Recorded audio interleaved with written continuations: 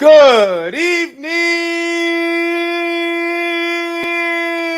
ladies and gentlemen. What's the deal, Pickles? Is everything kosher?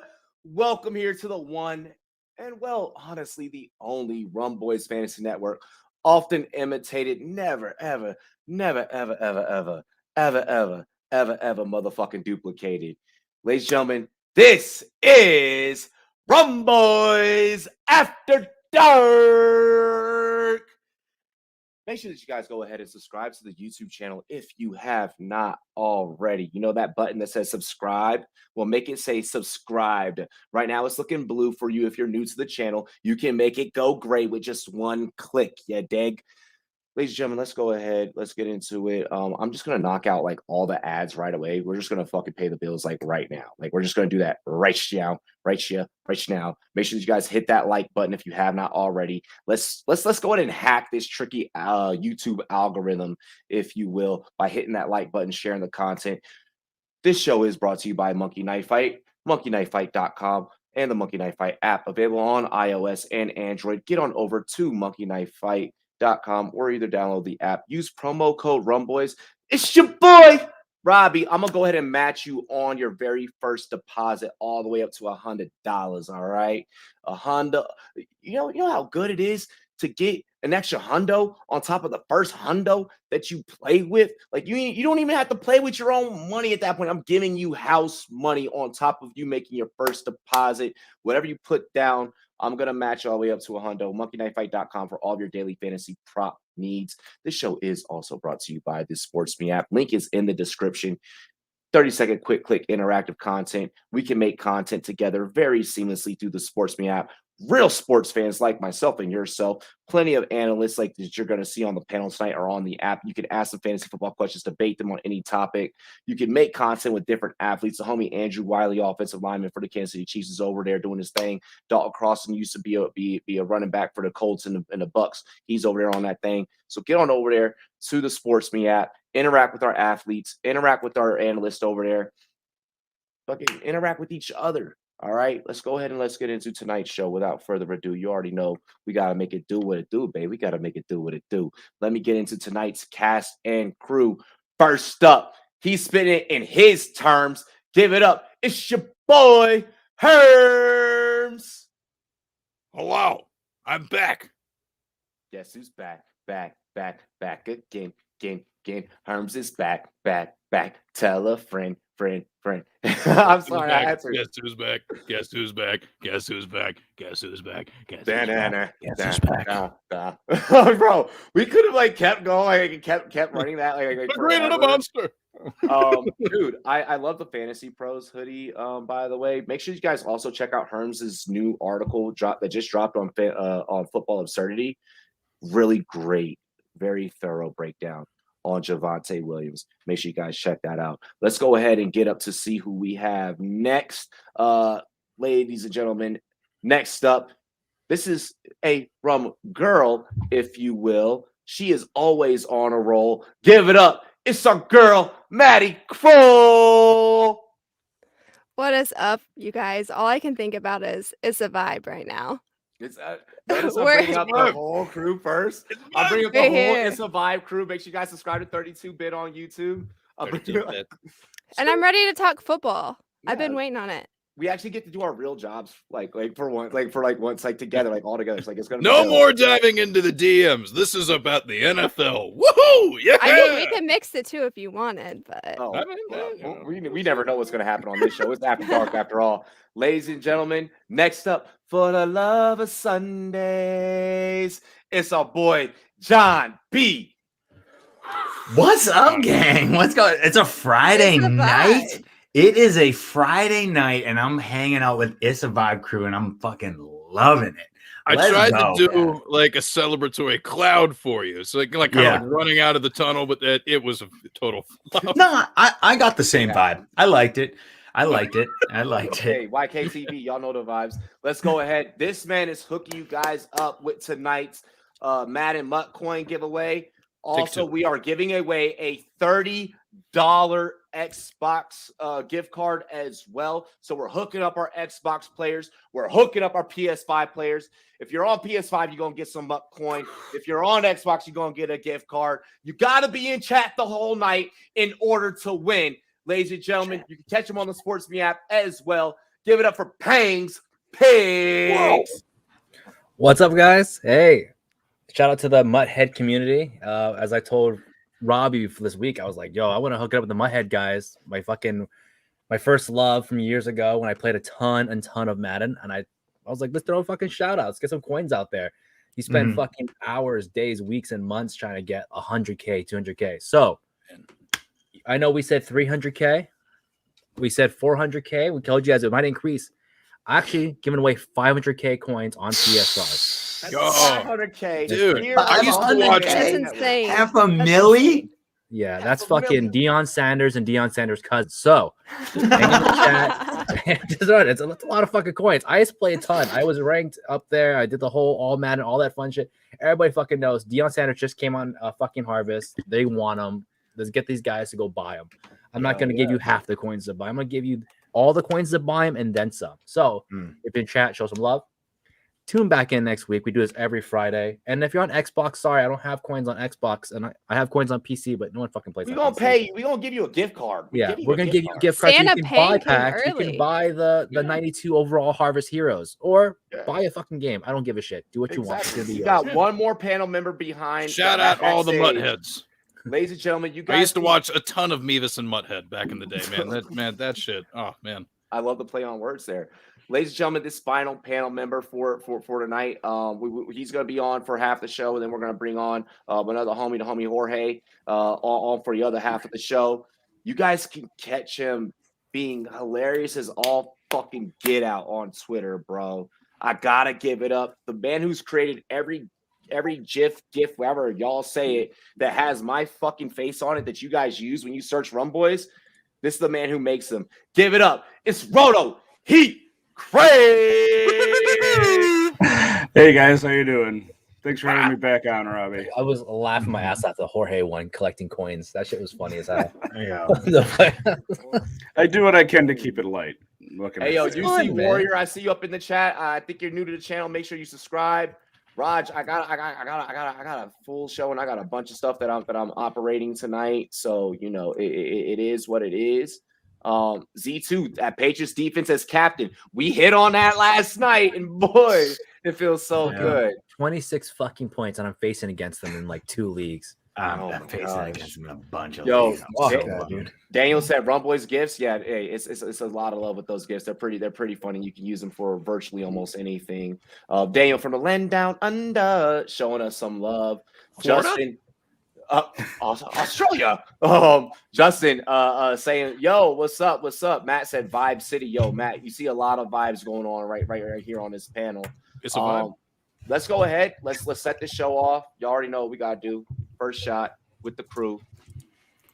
If you are at home, if you are watching, if you're brand new, make sure you pour something up. I don't care what you pour up, pour something up. This is how we do it here. If you're new to the channel, y'all ready to do this? Yep. Cheers to me. Cheers to you. All the Rumboyz and girls, what it do? Dilly dilly. Dilly dilly. Damn, we got a shot, a bottle full. Whew. Let's go. Oh, I'm ready. So just one last quick thing. Depending on who wins what, I'll find a way to reach you. If you're on Mutthead, I'll message you personally. If you're not a Muttheader and you're someone that's already in the channel, find us on You're more Twitter. of a Mevis. Yeah, if you're someone that's already part of the channel, just find us on Twitter. We'll figure it out. We'll get you your stuff. Yeah, we're gonna get you your prizes. Not be those people that do not give shit out. We've got Maddens in the past. I might be giving up Battlefield in the next few weeks for all I know. So we'll see. Hey, Raj said Herms, he loves a hoodie. So, Yeah. First topic of the show, following a crushing defeat. Like, this was worse than getting knocked out by Mike Tyson back in the 90s, okay? Following a crushing defeat where the Atlanta Falcons could not even get into the end zone once. I don't even think they got it. They got into the the red zone at all, period. Should they consider blowing up the whole damn organization and starting from scratch? Herms, it's your terms. I think by hiring Dan Quinn and letting him build that defense all those years ago, they kind of already did. So, like, I mean, if we're just being honest, like him attempting to build that, he already set the franchise back a long time, which is why they had to fire him and bring in Arthur Smith and all that anyway. And I think them moving on from Julio Jones, you know, prior to the season start, he kind of already signaled, hey, get that back. We're looking toward the future. But that said, I understand the sentiment of the question because, like, yes, it was horrible. Without Cordero Patterson, that offense was, oh God, like horrible. Like, dude, I'm not full stop. I barely paid attention to the game. It was that boring. It was that boring. I was just completely uninterested in what was happening because like they couldn't figure out how to get anything going. And you know, give credit where credit's due. Bill Belichick, no matter what day of the week it is, no matter what time of the day, I mean, he could have his boys ready to go. And you know, it's like, hey, we're playing at 3 a.m. on Tuesday. You guys gonna be ready to go? Yeah, sure, okay, yeah. So whatever. All things considered, like. I think what they really need to focus on is, do they stick with Matt Ryan? Now, do I think Matt Ryan can still play quarterback in the NFL? Absolutely, I think he can. But at this point, he's kind of entering a lame duck phase. Things are kind of getting a little it would behoove them to move on somehow if they can. I'm not sure how the contract works out. I'll leave that to somebody else to, you know, come up with, because I'm sure somebody has that in the back of their mind for their argument. I'm not a prepared person, so like, but yeah, I mean, fuck. I mean, that's the next thing as far as I'm concerned. Just like continue moving with what you've already done, and just like find another quarterback, do whatever. Who gives a shit, man? Like, it's all good. It's all good. You had a good run. You lost in the Super Bowl in an embarrassing fashion, and now you're here. It's fine. Okay. Really quick. I noticed that Matt said he lost to Hundo today. Why did you bet without DMing me first? We could have worked through this together. We didn't have to lose to Hundo. Like, your 200 was like, I feel like I lost as well because I wasn't there to help. So I just want to state I'm always here to help. The DMs are always open. Gary said Vibe Crew After Dark. Yeah. Maddie, take it away. We also have to remember that the Falcons are without like half of their roster. So that's a big play into this. I don't think that they're as bad as what everyone's making them seem after the Patriots loss. And everybody needs to respect the Patriots a little bit because they are continually getting better. And the defense honestly looked phenomenal, in my opinion. The offense is starting to become a threat. So, I mean, I look at it as the Falcons lost to a pretty good team without a majority of their players. So, no, I don't think that a rebuild talk is necessary. I mean, are you sure? Like Matt Ryan, like that man, he didn't look like he's enjoying playing football. He's not. He's not being protected. They don't have anybody to throw to. They're not dialing back the offense. I think that they will be fine once they get some weapons back.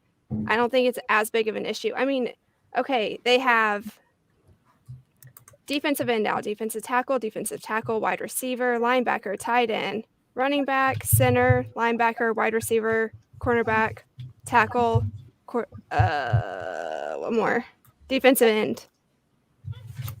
That's a lot. That's a lot of players. That's a lot of players. And like Calvin Ridley, you guys can say what you want, but whenever you have a brother who's going through that, like on the side, like that's gonna take a toll in the locker room also. So no, I don't think it's a huge deal. I don't think it's big enough to talk about a rebuild. Okay. I think if you're gonna worry about a quarterback, you should worry about Goff. Goff has always been kind of bad. I mean, Detroit is rebuilding as is. They're rebuilding more than freaking GM Motors. And so yeah, John, that was dark. I didn't mean to go there.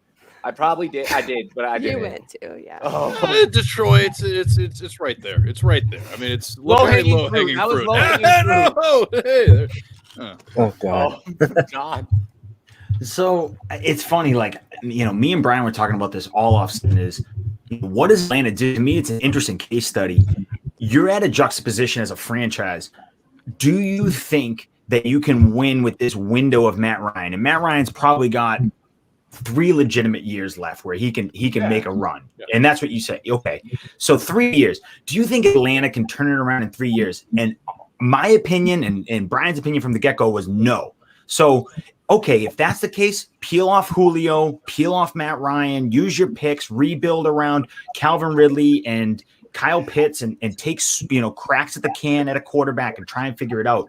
Because I think that's just your only asset to trade right now is Matt Ryan. You've already traded Julio. Your only other asset really to trade is Matt Ryan. And I think he's valuable in the market. I think he's worth a lot to a team, a lot to a franchise that's, a quarterback away. He still can make those throws. He can still operate an offense at a high level. I think he's still probably a top talent-wise. He's probably a top 10 guy, top 15 guy, no problem. So I just don't know if I guarantee he's walking in every day and saying, hey man, trade me. Like, just, I want out. Like, you don't need me. I'm in the twilight of my career. Like, let me go chase a ring. Like, get me out of this situation. He doesn't want to be part of the rebuild. I'm sure Atlanta doesn't see him for the next 3 years. So trade him. That's my opinion. If I'm looking, it is grand scheme of things, it's a 39 mil dead cap if they traded or cut him. But if I'm Atlanta, I'm like, fuck it. Where is Atlanta? It's a dead year next year anyway. Sell some real he's estate. So valuable. He's still so valuable to a franchise. You got to understand. He could walk in into Denver, for example, and be a huge upgrade to that team. And all of a sudden, they're a legitimate threat. And it's like, holy shit. Okay, he could do that to there's a couple franchises that could take Matt Ryan and turn into a legitimate contender. So I just want Atlanta, if they're really committed, or don't commit to this rebuild and just kind of meander through this middling road and just be, middle of the pack for the next 20 years, which is totally fine. That's probably what Atlanta's going to do if I had to guess. But if you're going to commit to the rebuild and you're going to commit to it, I think now's the time to trade Matt Ryan because he has a ton of value still. Yeah. You think you trade him for another quarterback or you try to go get a rookie? I mean, I think you're going for future assets. If you could get, fine. If you can get Drew Lock and a couple picks out of it, like I would take that. Oh, yeah. You know what I'm saying? Like you take and someone to kind of band-aid you until you hit on a real quarterback, like that's fine. Like that's you need to look we always say this in the FTLS. You got to look yourself in the mirror and figure out who you are. And you got to say Atlanta is not a Super Bowl contender as the roster is constructed. They're just not. It's just they're not a Super Bowl contender. So if you're not going to win, if you're not even healthy, they're not. So if you're not going to win it all, then you have to look to the future. And that's our philosophy in the FTLS, where it's like, all right, that's fine. Like you have to just be honest with yourself. Or if you can't make a legitimate push, make trades and look to the future. So I think give me a bridge quarterback and a couple picks for Matt Ryan. Like, hell yes. Really quick, I'm making that. If I'm the Atlanta franchise, I'm making that trade 10 times out of 10. Really quick, I just want to address a couple things. Raj, have you met this panel? We are the land of mental health misfits. No one's gonna ever say that. Oh, no. I would say, I just never speak ill of Calvin Ridley. His teammates are probably feeling for him a little bit. Hollywood, I love this position for you despite losing Amari. I think that you made the right plays here. If it's between Foreman or Boyd as high scoring, when you're looking at, and well, hold on. I mean, we're staring down a barrel of a 50.5 point game in that Cincinnati scenario. There's only two games. The two highest scoring games will be the Kansas City Chiefs, Dallas Cowboys, Cincinnati versus the Vegas Raiders. Yeah. So I don't mind the option of Boyd, but I need you to keep in mind that Higgins is going to be there. This is why I agree with Herms and I lean Foreman. Okay. Yeah, with Nichols out, I think Foreman sees a little bit more pass catching on options. He got a lot of work the other day. So if he gets 15 touches, that's actually not a bad week. And Foreman's been sneaky. Against the Houston Texans, he might get a touchdown. We're still waiting more news on Mitchell Justin. We just know that he is out for this week. We don't know if it's a week-to-week thing. Weeds, I would love it if you went Corey Davis over Waddle right now, just in redraft. Waddle's not the answer. Dynasty, obviously, you're still hanging on to Waddle. And then Mike says Matty Ice has just melted ice cubes in current Falcons situation.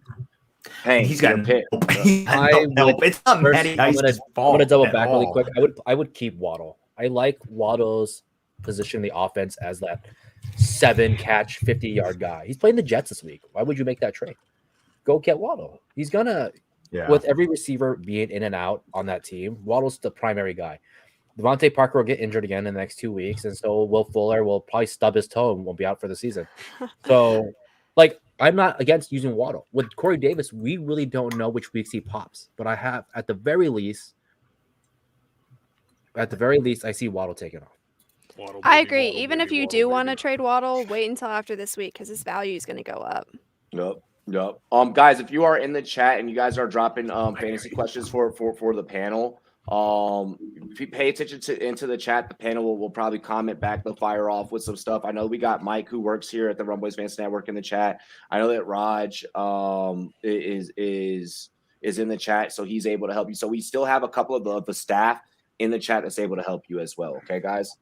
To answer the original question though for the Falcons, yeah, I think John actually hit things I wasn't thinking about. You trade him. You trade him to, if Phillip Rivers had value at the end of his career, Joe Flacco had fucking value at the end of his career. Tom Brady obviously had value at the end of his career. Like, there's a lot of guys who just had it. Even Carson Wentz, not in the career, but really in a downturn, even got a second-round pick. So if Matt Tom Brady's Ryan in the middle of his career, by the way. Yeah. I know it was still very early to the middle. That's right? Like, so funny to hear somebody say because it's so true. Like Yeah, that was right? the So, end of his career. if Matt Ryan ended up, like, let's say no Wentz was there, he ended up on the fucking Colts. Why not? Right. So Broncos is a very good example of where he could go. So That was a great example. Yeah. pretty solid where he's at. I Okay. think that's a good idea to trade him off. You have to commit to this rebuild because otherwise, and I know like Jimmy G a few years ago was saying something about like, we'd expect to go 2-14, but I got injured and it happened. And if I would tear my ACL again and get me another Nick Bosa. This kind of situation, you just happen to be in a bad fucking, record, capitalize. Not 100%. capitalizing on it is a bad business. 100%. 100%. Oh, All right, I'm done. How about it, Craig? I'm done. Hey, I love the Nailed way it. that you just Mic drop. took. All right, you just took my Mic drop. fucking job. He's like, Craig, you're next. Oh, Go ahead. dang. Look, they've already started doing this, and they need to continue it. But how often do you see an NFL team completely blow anything up? People talk about, the Houston Texans need to do that, and they aren't even doing it. They're keeping players that they should have been shopping away at the trade deadline. So teams aren't going to completely blow something up, but they do need to be trading these valuable players that are more towards the end of their career to get what they can for them to further what they're already doing. They have a completely young secondary for people that are under contract for more than a year. They have pretty young defense, except for guys, again, on really short contracts. So they've already started going down this path. They just need to commit to it and stay the course. Another guy in defense they should be looking to trade array is Grady Jarrett. He's got a year after this, and he's a great player in his own right. But by the time they're contending, he's not going to be doing anything for him. He's turning 30 in a couple of years, and defensive tackles don't hold up. He's a guy that plays well, and he's going to have value on the open market too. Yeah. They just need to commit to it, and I'm not sure that their front office feels like they're going to do it with the way they handled this last draft. Because if they wanted to get a quarterback, they should have done it this draft. Arthur Smith just doesn't seem like the guy to say, I'm okay folding it up for next year. He just doesn't seem like that kind of, like, he just doesn't, which sucks because it's like sometimes you have to admit to that and say, okay, we have to, lean into the future. It's just not in the cards to win right now. It's just not. And He's also newer in that position. Yeah, which is give him more makes leeway it- though to do that. right. You think so? I feel like I would make think it harder. I would think if I was the owner of if I was Arthur Blank, I'd be like, you know what? Yeah, like I get it. Like you're in a tough situation. Let me give you a little bit of a leash. It's not like you're in a win now situation. He knows what That's he's got. true. He knows they're not trying to win in the next couple of years. They're not trying to go for a Super Bowl. They're trying to make a rebuild as quick as they can. Basically, it sucks that, and I hate to do this with all this stupid Patriots paraphernalia around me, but you want to follow the Patriots model where you can just try and rebuild and get, quickly as fast as possible and get back to being a competitor. And it's like, you need to do that through hitting on the draft and spending in the offseason. You're not going to do that through Matt Ryan. Like that's not going to get you. That's just not going to get you into the future. It's just Matt Ryan is the assets you'll get from Matt Ryan are worth way more to Matt Ryan in the franchise. They're just worth way more right now. Exactly. And you have to, and I'm admitting you have to hit on picks and you have to hit on the offseason, but the chances are better there than riding Matt Ryan. The chances of getting to the Super Bowl are not great. Well, and riding him to what? Second in the division to Tom Brady? Right, exactly. You're riding him exactly. Where are you riding Matt Ryan to? Exactly. Probably third in division. The Saints are a better team overall. Yeah, the Saints are better. True. Yeah, Right now, right now. Just throw in Josh Rosen for the rest of the year. Who gives a fuck? I don't know. I think that's a great Bum idea, shake. personally. I mean, they won't. But Hollywood, we're going to talk about that later. We're going to talk about that later in the show sheet. Really quick, Gary, I know that Craig fucking knows defense, bro. Like I'm in agreement with you. He knows gifts and he knows defense. Autumn says current MVP is Herms, aka Daddy. Good A+ pick. I like this. That was. Imagine you lose. Let's see here. Great. Raj will be here Sunday. Raj will be on shift Sunday. Hopefully, I believe. Mike, go enjoy some KC Pirate mischief, bro. Tell him. gang. Mike, have fun, dude. What are you doing, bro? Quit watching the show and pick up a rack of ribs, man. Come on. Yeah, go have fun in Kansas City, my guy. Yeah. Here's what I'll say about the Falcons situation.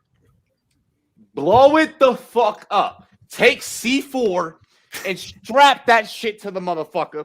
All right? And then just say, fire in the hole!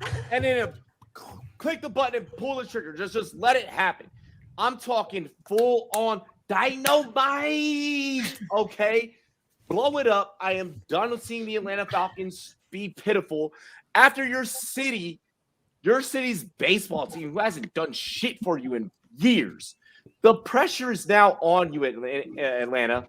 The pressure is now on you more. No one's expecting the fucking Atlanta Hawks to do anything. Hey, Trae Young's pretty good. Come on. Trae Young is really You good. remember the Atlanta Thrashers? Yeah, the team. the old school reference way there. Ilya Kovalchuk, and that was it. That was outside of your recent World Series win. Your soccer team is the only team that has done anything for you recently.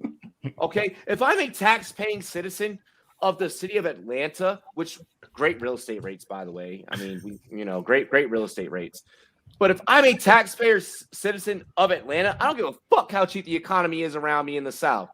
I'm saying, get me a Super Bowl. I want it, and I want it now, JG Wentworth. I mean, if Cleveland can win like the NBA title at least once, the Atlanta should at least be able to do it. Do it exactly. I mean, they had freaking LeBron James. That's different. But I mean, your city, Tom Brady, we have the chance.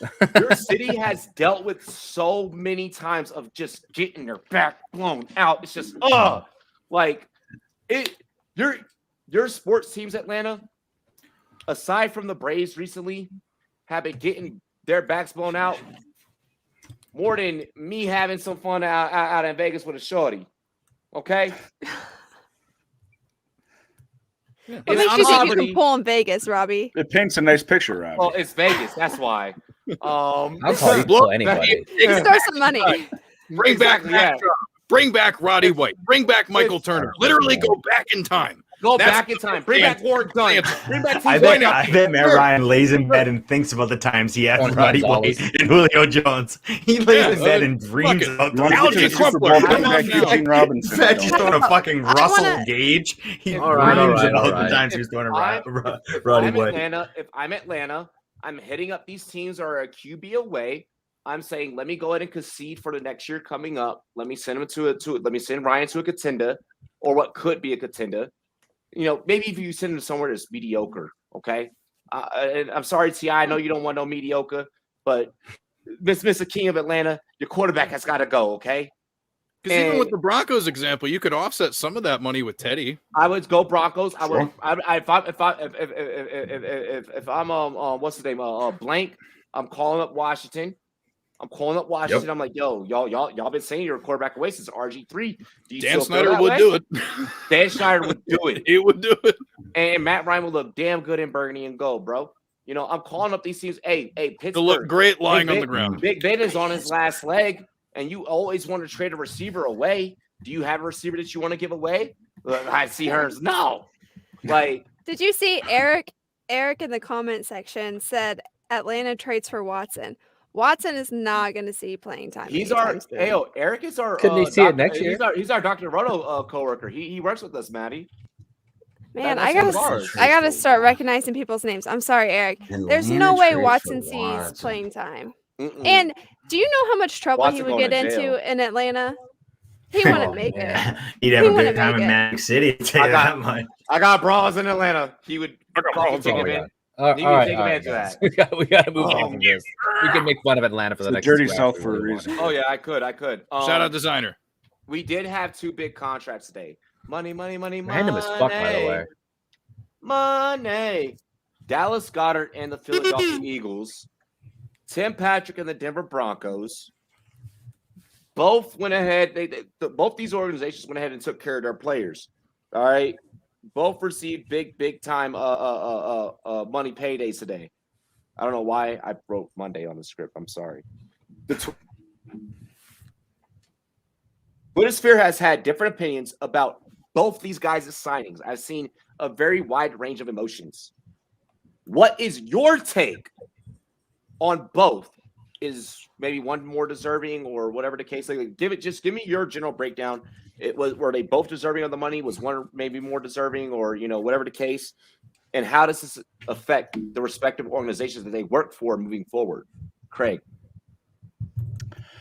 So I really like the fact that Tim Patrick got an extension just for the fact that he's an undrafted player, and you'll have to see a guy earn his money in the league.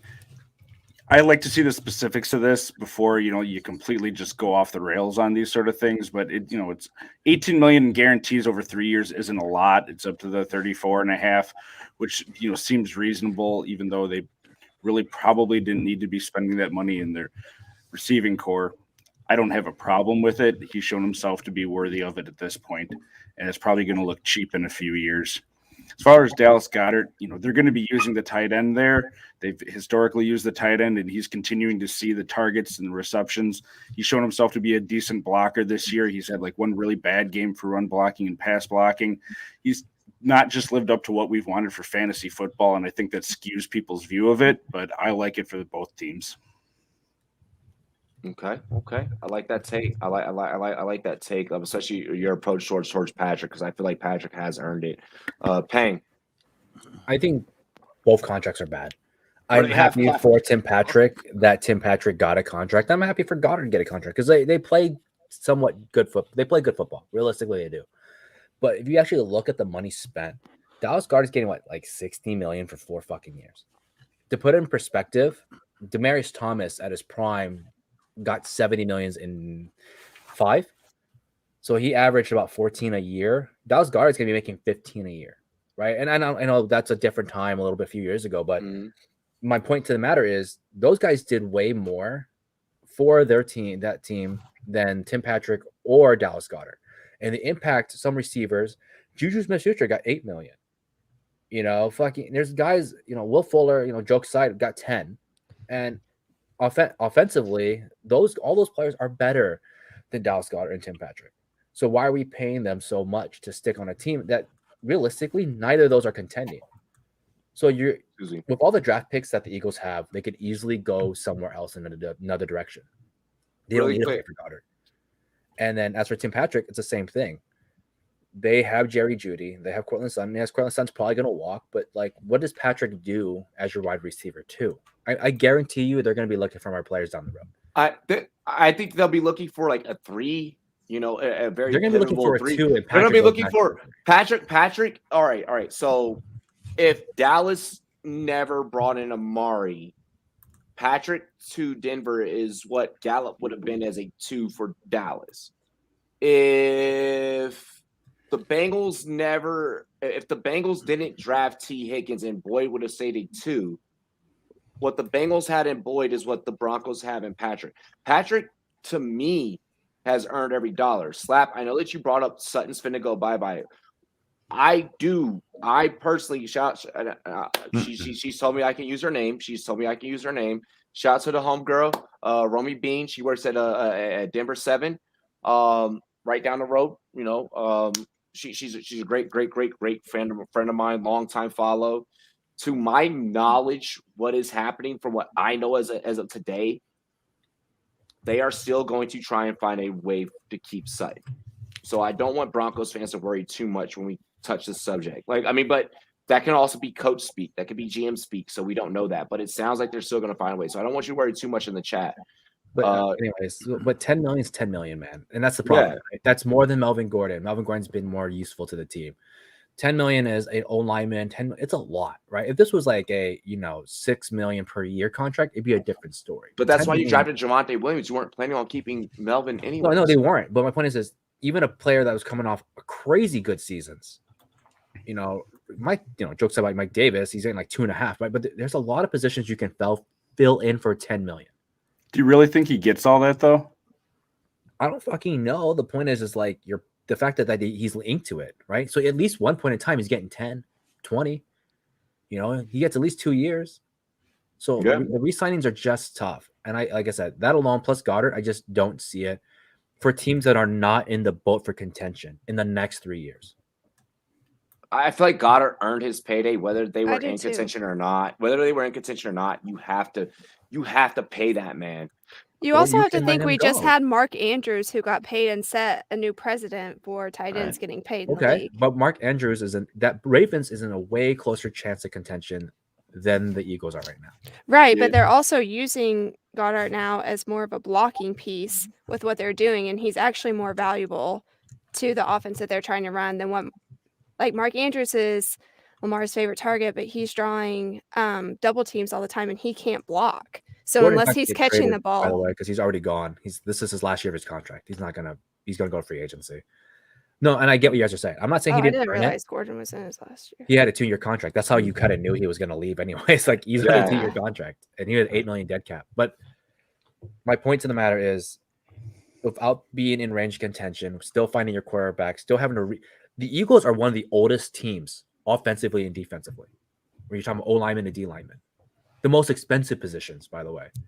You can afford to pay for Goddard and hope you win. I just don't see it. It just doesn't make sense. I think the Broncos think that they're a quarterback away from contending, though. I think you saw that this offseason with that Rodgers.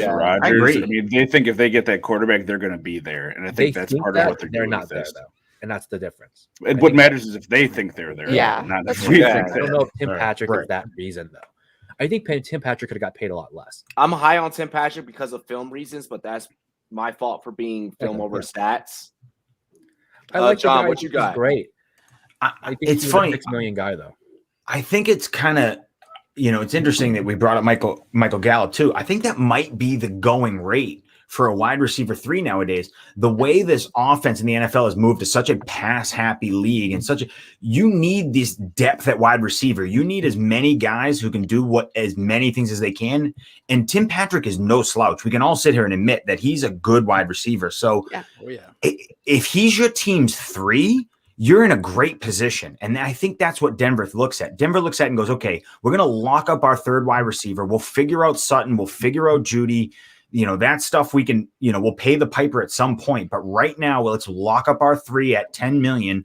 And in the next couple of years, it might look like a good deal because guess what? Michael Gallup's going to hit the market. And I bet Dallas is going to pay the shit out of that guy. So all of a sudden, the price of a wide receiver 3 could go up if you're a championship team.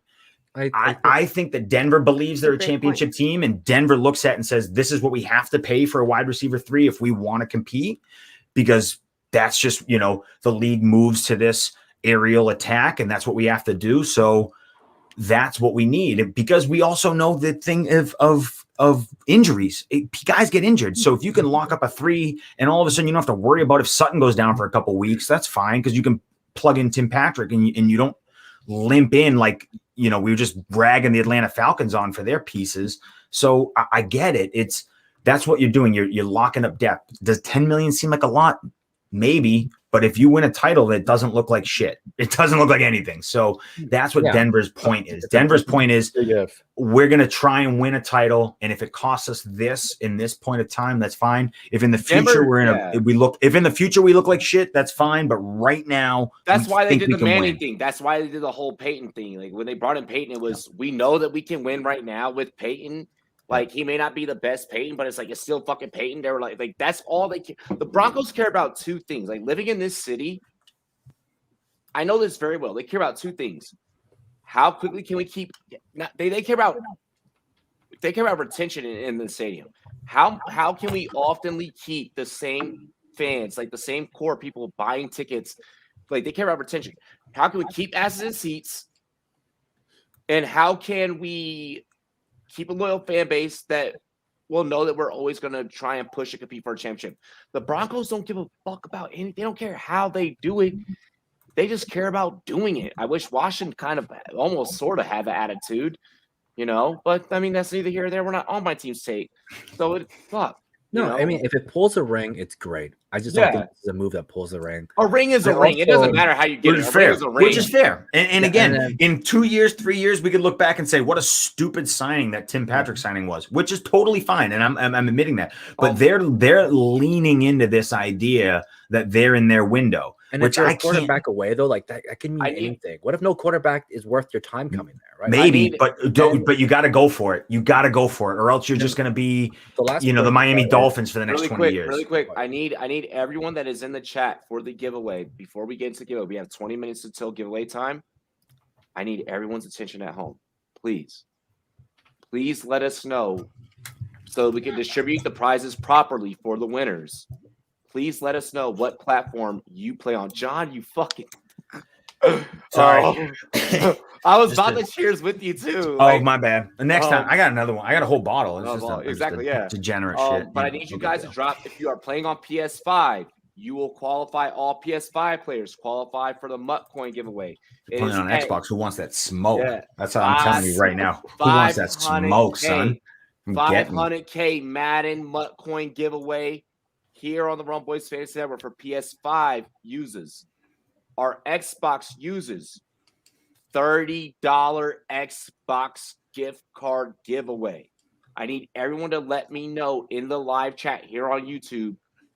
Panel members, feel free to retweet. Feel free to let people know. Share the link.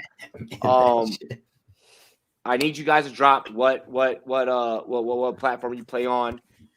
Battlefield Bad Company 2. What about PS4 users? I don't have that one.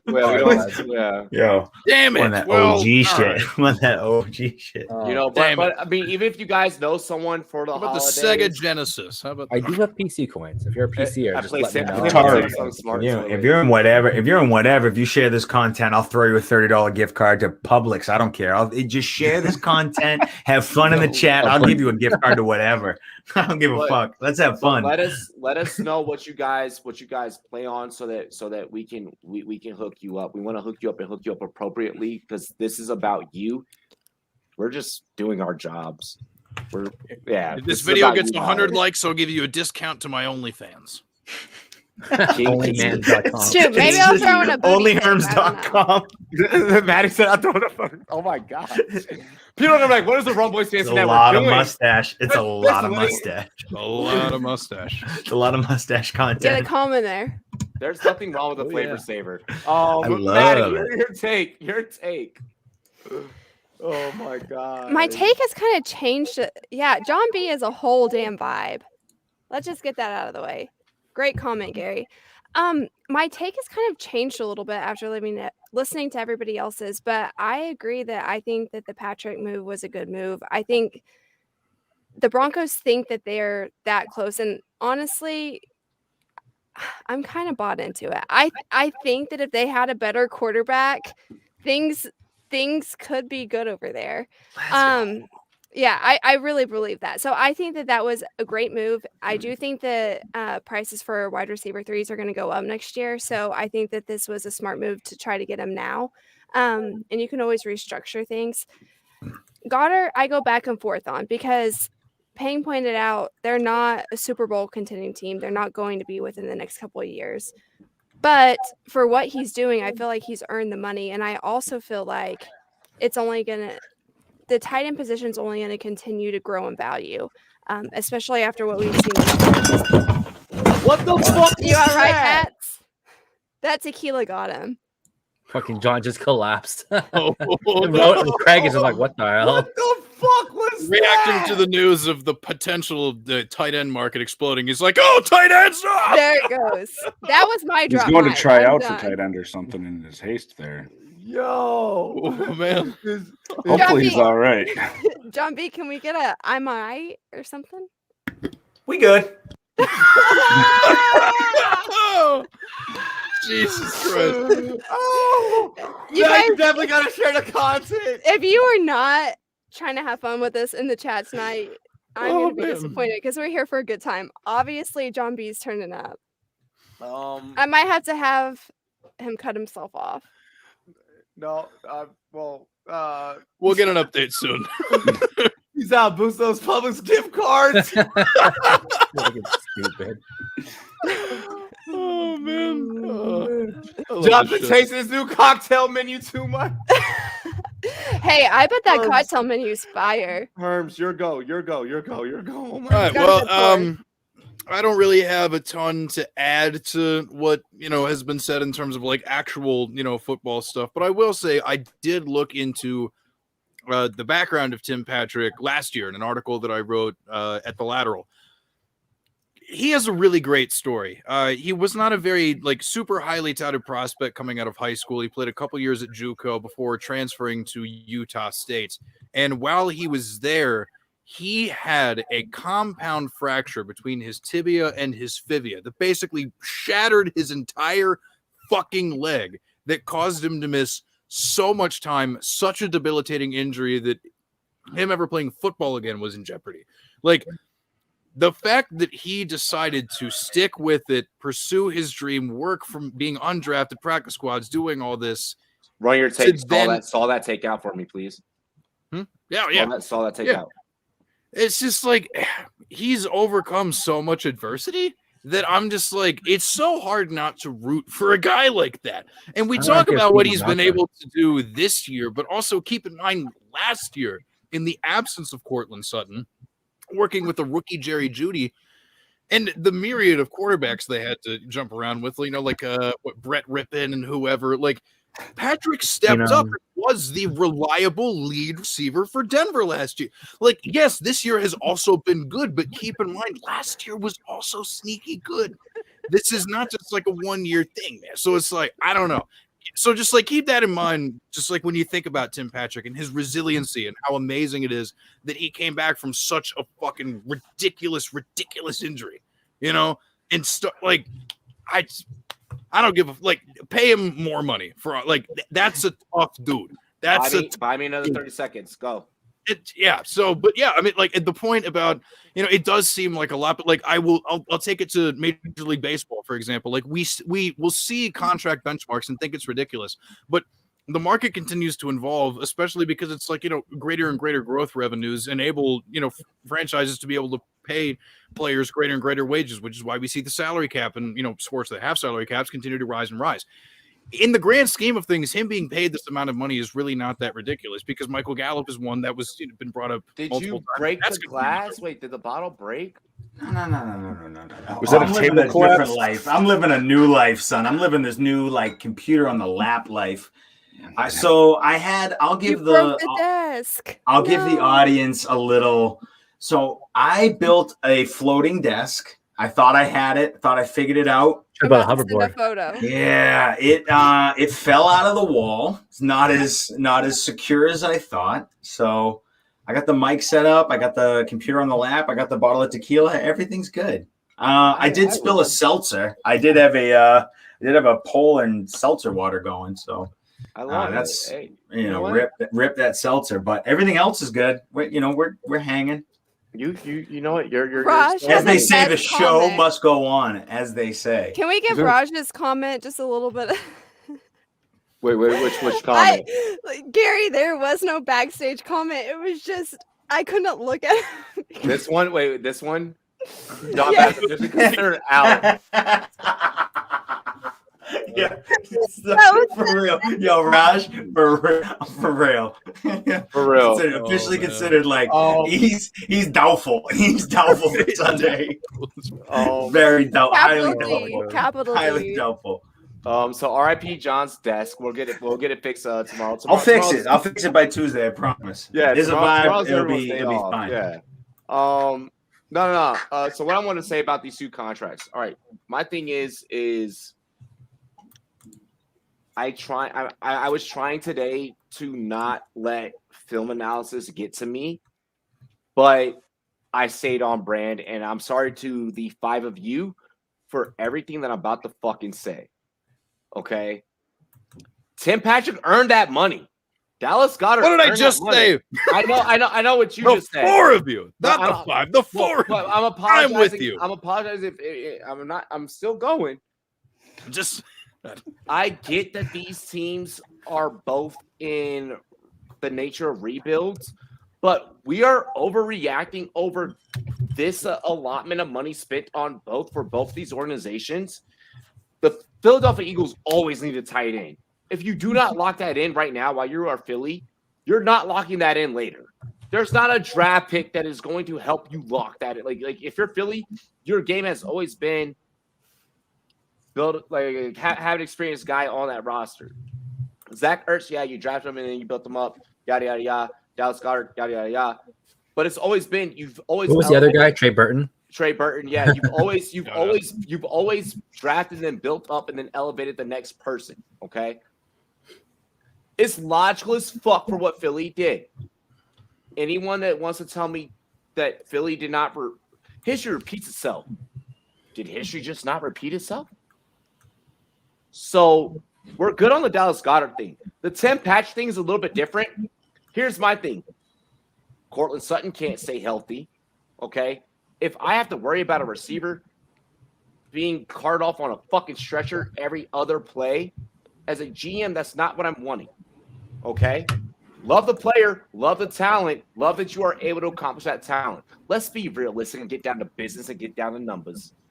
I'm not going to pay you for a couple of games of which you are healthy when I have a guy that's going out and being consistent that is playing with heart. That was beautiful. Good push. Kinky. And it's actually performing. Tim Patrick has been doing that. If Jerry Jeudy and Cortland Sutton aren't there, Patrick's probably the number 1. Give him his money, pay him as a 2 or a 3. If you're gonna bring back Sutton, that's fine. I'm on the get rid of Sutton train. Romy, I'm sorry. I know that you hooked me up with the report on the IG. Thank you. Thank you for that report. Thank you for DMing me that. But, sweetie, I'm sorry. I don't want the Broncos to keep Sutton. I know that Broncos fans are wanting them to keep Sutton, but it's better for Broncos fans and for the state of which I live in for them to move on from him, draft up some new guy, some new talent, some new blood. You got the 2 tight ends. You have 12 personnel solved if you're Denver and Albert O and Noah Fant. So you're not worrying about a tight end. You're worrying about either getting you a quarterback, and if you don't get a quarterback, then you're going to go and replace that. You're going to elevate Patrick as a 2, make Jeudy a 1, and then you're going to fucking roll with whoever comes out of this class. And that's my belief. Anyone that's trying to hate on my man Tim Patrick right now, I'm sorry, but like you're bugging. You're straight up bugging for hating on Tim Patrick. I get that no one's hating on Dallas Goedert, but if you're hating on Tim Patrick, you're just being a hater, bro. You're just plus being they'll a hater. get AJ Hamler back next year. So Exactly, it's not like, bro. oh my god. How did I not think it? I should have made that point earlier, but yeah. Yeah. So it's not like if Sutton leaves, they're just left with nothing behind the 2. So yeah, fuck it. Yeah. Turn down for what? Talking about this better. But I've been dealing with this. I've been dealing with this like all day today, through social media, like especially my Facebook has been like, oh my god, like we need to make sure that we get Sutton. Sutton should be the one. I'm like, have y'all not watched? Broncos fans don't watch film unless they are analysts.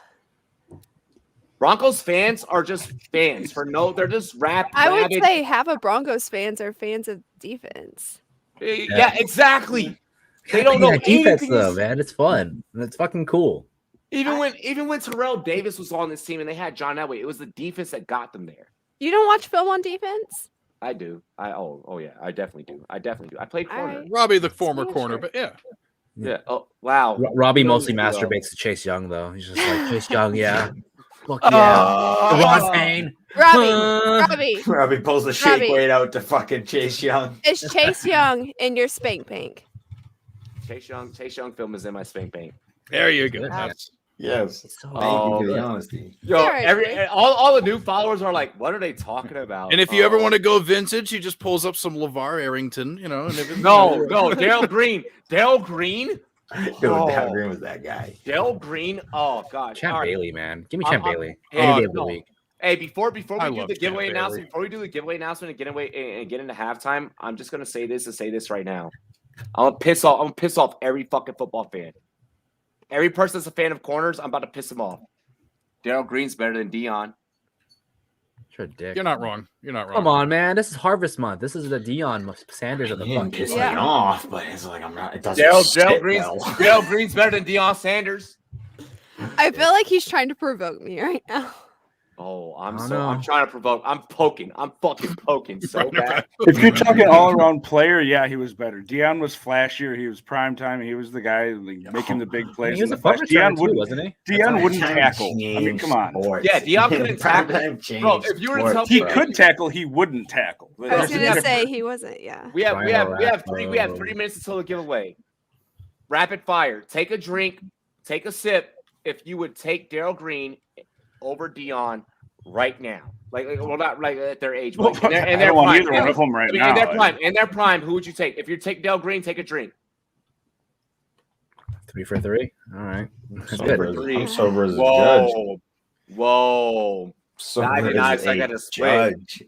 I did not expect Well, that we to also have split. 2 people on the panel with DMV bias, so it's like, you know, let's be real. Yeah. Not I don't true. have any Dion bias, not. but It's I just not. he was so good. Daryl No, Green no, is it's faster. Daryl He was Green so is good. faster. Yeah. Daryl Green is East Maryland, faster. Virginia, DMV Daryl Green could return punts, bro.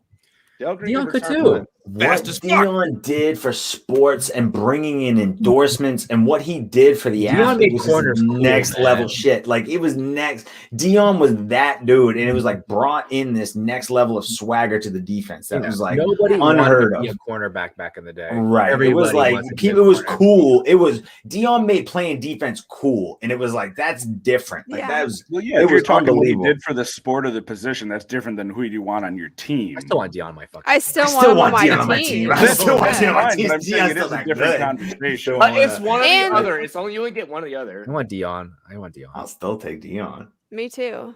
Maybe Maybe I'm all prime fanboy. time Maybe for I'm no reason. fanboying, but I'll still take Dion. Haters. It's a hater. No, and I had mean Dion, respect and I it, take but Green. Dion. Yeah, no, they're both great choices. Either Yeah, way. like- I mean, I like, mean, you know, Your I'm defense is gonna gonna be pretty replicate his solid either passion way. advice. Yeah. Tune into It's a Vibe this week. I literally had like 6 gold chains on and my Dallas Cowboys crop top. I was trying to emulate Deion Sanders. That was pretty funny. So we John, ready you to need get an into our under construction sign. I know. I'm back to my shithole fucking closet. It's back to that situation. Do we I wanna- was feeling so high on the hog because I had a floating desk, and now it's sinking. So It's all good. It's all good. It's all good, bro. It's all good. It's all Let's good. get Raj's comment up here. Which one? The Deion Deion literally- literally. Yeah, I saw that. Yeah, there's a reason why Robbie didn't get that up there. No, fuck be real. that. Fuck that. It's Daryl Green. Daryl Green still 10 times faster, bro. It's Like bad. better field vision, better awareness of what's happening around him. Took the Hawks to a Dion, fucking the only championship. cornerback that could shut down Rice. I agree. Daryl Green shut down Rice too. Hmm. Green was shutting down Rice whenever he faced Rice too. I'll throw a wrench into this and just be the asshole that says Darrell Revis. There we go. That's the answer. How Wow, about that? It's ew. not like you picked 2 Hall of Famers or anything, Robbie. I know. Exactly. I know. All right, let's go ahead. Yeah, exactly. Exactly. Yeah. Pang, you got it. You got it. So Pang, do you want to go ahead and get into the announcement? All right. So the giveaway is complete. You know, thanks for kicking it for the last hour and some change, guys. Really appreciate it. Like I said, we want to shout out to the So fucking Mudhead, man. Like I play in the community a ton, a big fan of it, been playing forever. So I understand the shit's tough. So it looks like there was no PS5 show up. So maybe we'll do a giveaway down the road. So we're gonna hook it up to UC Warrior. You won, right? You won the $30 gift card. So we're gonna hook you up. I'm gonna message your ass on Mudhead. So prepare for my message. I'll send you the code. We get to go. And since we didn't have a second winner, I'm going to do something special for Matt. Since you've been here, you've been subscribing for us, you've been hanging out with us, you don't know all that good stuff. You're also going to get a mini prize. You won't get full 30. You'll probably get like $20 gift card, and I'll message you. Worst case, find me on Twitter. You know my Twitter handle. You've been here long enough. DM me, and I'll hit you back up on there. All right? There we go. There we The go. man. That was awesome. Shout out to Matt for like not just like doing like the donos, but like he's like that. He's that one viewer that's like, yo, I'm a monthly member. Like he's a monthly member, and then still on top of his membership will drop like a like you know whatever he wants to dono. So it's like, bro, like if there's any way that we could help you and hook you up back, like we're gonna do like we're here to help you. UC Warrior, I know this is your first time checking out the Rumboyz Fantasy Network. We're hooking you up. So Pang is gonna hit you up in the MUT forums, and we're gonna get you taken care of as well on that Xbox shit. Maybe we just roll over to PS5 until next week, and maybe we just keep increasing the coins. Fuck it. Yeah. But we do appreciate you guys. We are going to get into halftime. Is anyone dropping off during halftime that I need to know about? Craig, you here? If you need me, I can be here. Bet. Matt just missed that whole thing. Did Matt really just miss it all? Matt just missed it. He was like, wait, who who won? won? Oh man, oh poor guy. Matt said, wait, who won? Matt, Robbie Matt, just really stroked your ego. Bro, It was man. like calling you out for being a ride or die. Yeah. Gave you all types of mad props. Wow. This is my guy, dedicated. Matt said, A1, oh, A1. Hey, who I won? said, y'all give away turkeys, them bitches are expensive. Yeah. right. If you give them away, I'll take one. I'll What take up, Mike? one if you give them away, though. So just repeating once again, UC Warrior won, Matt. But since we didn't have a PS5 winner, I'm gonna get another gift card. Oh, It's like it's $20. I'm gonna hook you up. Just DM me on my Twitter page. You know it, and then I will give you the code. My And phone then- died. It's like my phone died, I come back and win a prize. My guy. We're hooking There you with go. That's $20. dedicated. Oh, dang. Show. So You you know can what? still go ahead and that buy yourself deserves a some mud. pull. Yeah, I'll kill This beer one's for you, that. Matt. I'll kill this beer for a $10 dono. Let's go. Yo, Yeah. that was gangs. My phone died. So either way, Matt, you were gonna get hooked up because we didn't have a second winner, so I'm gonna make one, and that's gonna be you. That's it, buddy. Duh. So message me on Twitter Duh. if you have Twitter. If you don't, we'll find another way. I'll have Robbie reach out to you, but we'll get you a gift card. Dono hype. And all $10 donations come with a custom kazoo ringtone from Herms. Matt missed it by one.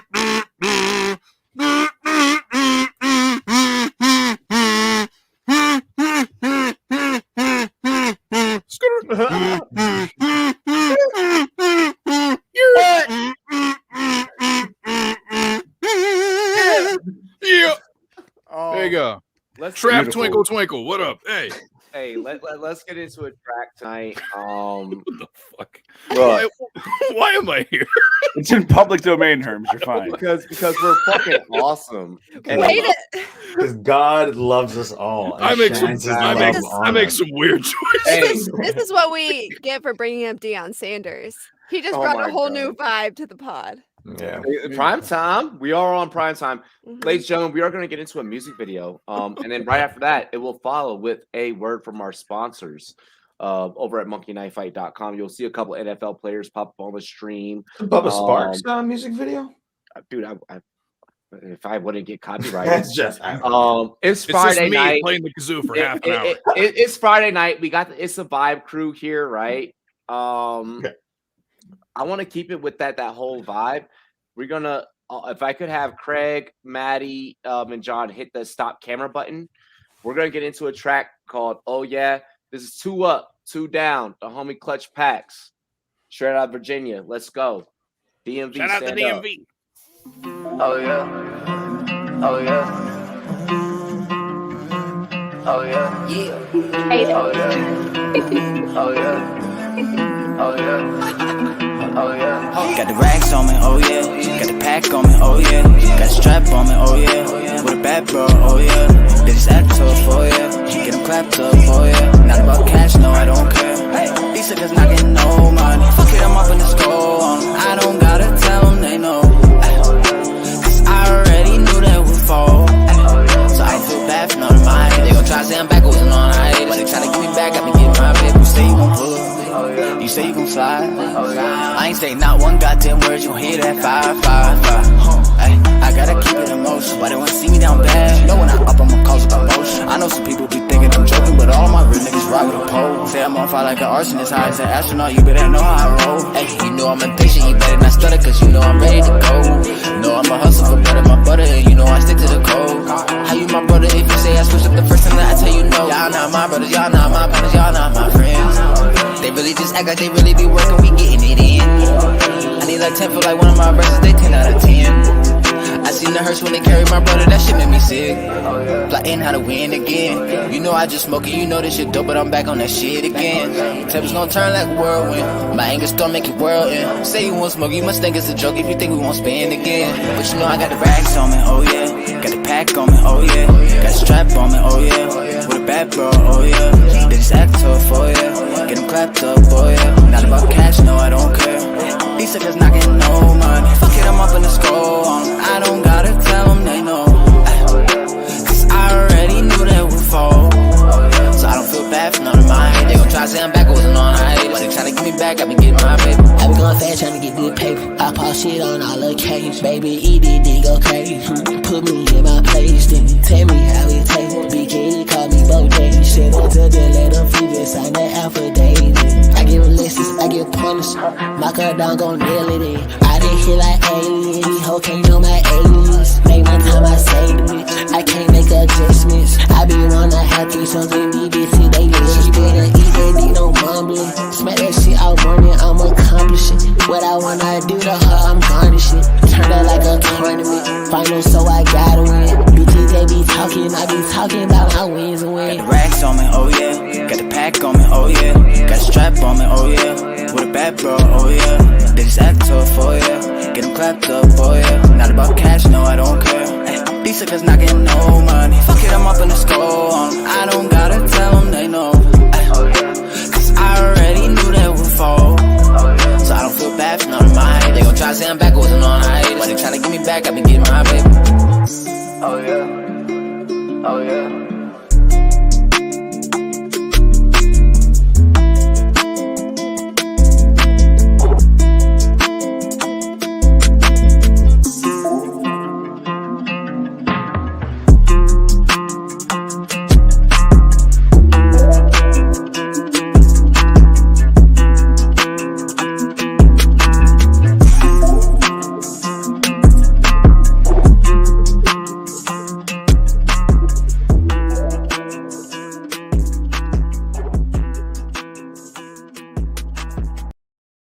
What a good song.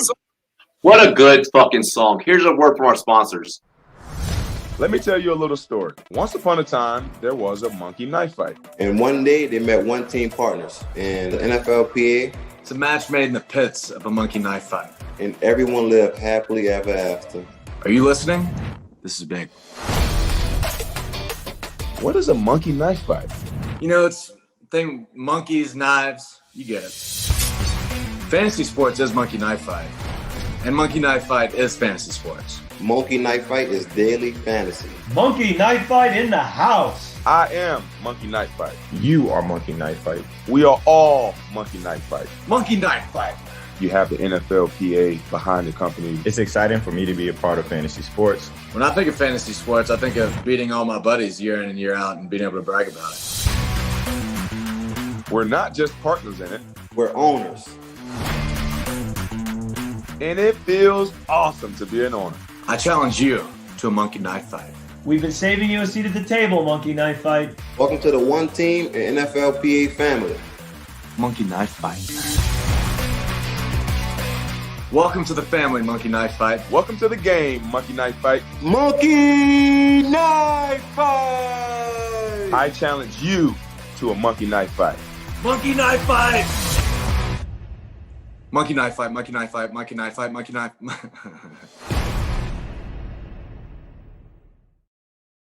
Monkey Knife Fight, Monkey Knife Fight, Monkey Knife Fight, Monkey Knife Fight, Monkey Knife Fight, Monkey Knife Fight, Monkey Knife Fight, Monkey Knife Fight, Monkey Knife Fight. We've gotten so good at this. We've gotten so good at this. I'm really proud of us. You know, I mean, wow. I feel like because they hook us up, like we got to be able to get that perfect, right? Like you got to do it for your sponsor. I'm pretty sure, if I remember correctly, correct me if I'm wrong, but the final thing that you had to do to secure the promo code was successfully say Monkey Knife Fight 10 times fast, at least a dozen times in a row. I mean, it's not a requirement. It's like, what up, Jason? What up, Dilly Dilly, Hello! bro? Let's go, gang. We up in here. Yo, Sunday's about to be lit. Sunday's about to be lit. Enjoy the rest of your night. Pang, I know that you had to sign off after the first hour. What's up? Yep. Alrighty. Go ahead and give us your sign off so I can let Jorge in. Shoot, you guys find me at Pang's Picks FF on Twitter. You can find me at fucking Davis Pang at Fantasy Six Pack. Worst case scenario, you can find me as Jumanji on my Mudhead forums. Hit me up. I'm there. I'm everywhere. I'm on fucking SportsMe. I've been having a lot of fun back on it. It's been fun. So catch me there too. Yeah. Back at you, Matt. Thanks, man. I really appreciate you. And I just know what it takes to be sweaty at Mutt, like as you can tell. So hit me up. I got you. I already got the gift card ordered. So just hit me up and I'll send you the digital code. Let's go. Ladies and gentlemen, we about to keep it rolling. We're going to get into the second half of the show. Pang, thank you for joining us. Make sure you guys check out Pang. We're here with the Rumboyz. Check them out, Fantasy Six Pack, and as well on the SportsMe app. Raj be geeking. Raj just said, yo, wait, Pang, you're Jumanji? No, I think he's just fucking around. No, I go by Jumanji, Jewmangi on a lot of forums. It's been my moniker forever. Jumanji 202. So if you see a 202, generally it's me. Nice. Hey, all good, bro. All good. Hey, man, I appreciate you for joining us. And Sunday. I'll be here Sunday. Sunday. I'll see you at work bright and early. Oh, I'm so tired. I wake up early for nothing in my life. Sunday. You're literally getting more rest than me. You're going off early. No, actually, no, I'm not, because you wake up at like 10 to do this or 9. I have to wake up at like 6 to do that or whatever the fuck time. Yeah. That is nothing. I have to be up at 5 a.m. every morning. Yeah, but you're a good person. Also, Rich did actually stalk it. Yes, bro, that's me. I used to do hella giveaways on it. I used to do reviews. I used to do all that shit. That's actually kind of what got me into writing. Wow. So actually, Raj did know who I was. Yes, I'm Jumanji. It's a small world after. I was really into it. I was actually really big for one point. Hey, will you please put that somewhere in your bio? Jumanji? It's a little offensive. No. What was Raj's comment? Just put I was the F's. Put that in your bio. Apparently knew who I was. But yeah, I used to be that guy. There was a few of us that were big. Mike Canes, a few others. We were huge on there. We did the biggest shit, and I did all the best reviews. Eric, you and I are about to be BFFs. Yo, Eric is cool, and he has one of the best DFS premium articles in the industry, for real. Hey, Pang, enjoy your night. I'm going to let Jorge in, all right? All right, deuces. Bye. Ladies and gentlemen, and we have to bring in, listen, this man is not just a fantasy football analyst, but his experience in the sports industry goes all the way back to him working with the Dodgers, okay? When I tell you we have a legit let me put on my pants real quick. We have a legit motherfucking publicist, a legit fucking journalist, a legit reporter here on the live stream on Rumboyz Fantasy Network. Give it up, ladies and gentlemen. Jorge Buenos noches, mi hermano. Oh yeah, orale, everybody, hey, can we have a drink? Yeah, of course. I need to salud, you know what? everybody. Buenos noches. Hey, you get the bottle. You get the bottle let's for go. this. I'm Let's taking go. a straight pull for you. Yo, she's Está bien. you're drinking 1800. ¿Cómo estás, Jorge? That's the only tequila I drink. I'm by the way. good. I'm good now. I'm good now. This is awesome. This is awesome. Jorge, Thank I you. haven't seen you in so long, like been on a podcast with you, and I'm so excited. Hey, I am too. It seems like we keep crossing paths on Rumboyz After Dark. So this is awesome. This is awesome. Damn. And I get to be on with my man right here to my left. Everybody else is right. Rado Heat Craig. Oh my God, you've been making me laugh so hard. The things that I've had to do to make sure like this panel has fit tonight, like in the way that it's had, like I just want to. I'm not trying to be cocky or arrogant or anything, but I want to pat myself on the back as a producer. Like producer Robbie is here, and I just want to give myself a pat on the back because tonight has been difficult in terms of production. It's been different in terms of production. We usually have more members on, and we've had to move some things around. So yeah, like I appreciate you guys. But also Jorge, a fellow Movember guy. Hey, we both tweeted about it. We're all in it. Mental health awareness. Check out our links to our various fundraisers for Movember, all about men's mental health. Raise it because, like, honestly, I've talked about it plenty of times on this show before. Somebody, lives with bipolar 2 disorder, just like, hey, men's mental health. Copy and paste that in the chat. Copy and paste that join in the chat, yes, bro. Will do. Absolutely. I'll work on that. But my people do that. Yeah. But worst case scenario, you can check my Twitter bio right there at Herms NFL. It's right there. It's the pinned tweet, but I will drop it in the chat either way. And whether it's my page or anybody else's page, we're all part of the fantasy. Yeah, it's findable. It's findable if you have half a heart. Yeah. Yeah. Yo, I just want to say, Herms, I'm sorry. Dave picked me up on his team first. Like he was like, Robbie, and I was like, all right. So I haven't cut. All right, and here's what I've done for Movember for men's mental health. I have not cut any of my hair. Like, I want you guys to see at the end of the month, what a man really looks like, going through like everything, So I've decided to draw out everything. It's gonna be a true wave check. Oh, when I get it cut on December 1st, Jason, Jason, I'm glad you feel this energy. That's what I'm talking about. I love the energy too. Can we toast to Jason right now? Don't know hype. Cheers, my guy. I love it. And I really appreciate the cute little, I guess guys don't like it when you call them cute. I like the handsome little biopic. It's like a soft little smirk, like, yeah, I know I'm good looking. I'm here. What's up? He's a handsome fella. Jason knows he's a baller. Yeah, handsome fella, yeah. Let's go ahead. Robbie got a jungle down there. Bro, I was talking about shaving my head, cutting my hair. What the fuck? I see what you don't I'm need, also Robbie. not You don't. shaving my mustache for. There you go.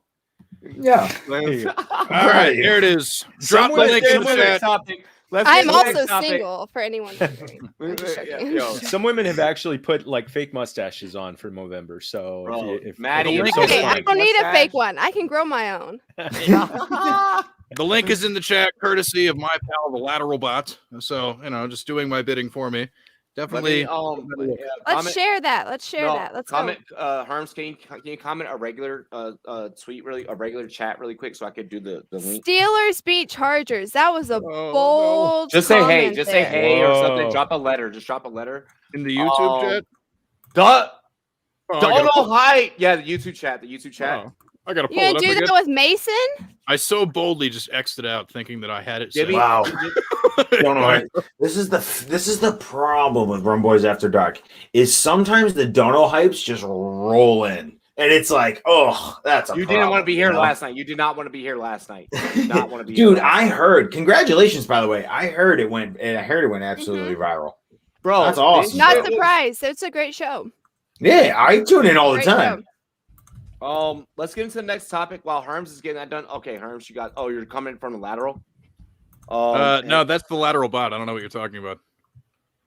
Sorry. I programmed this bot. I paid a lot of money for that bot. Okay, that is Lateral Bot. now go ahead and drop that link. Now that I made you mod.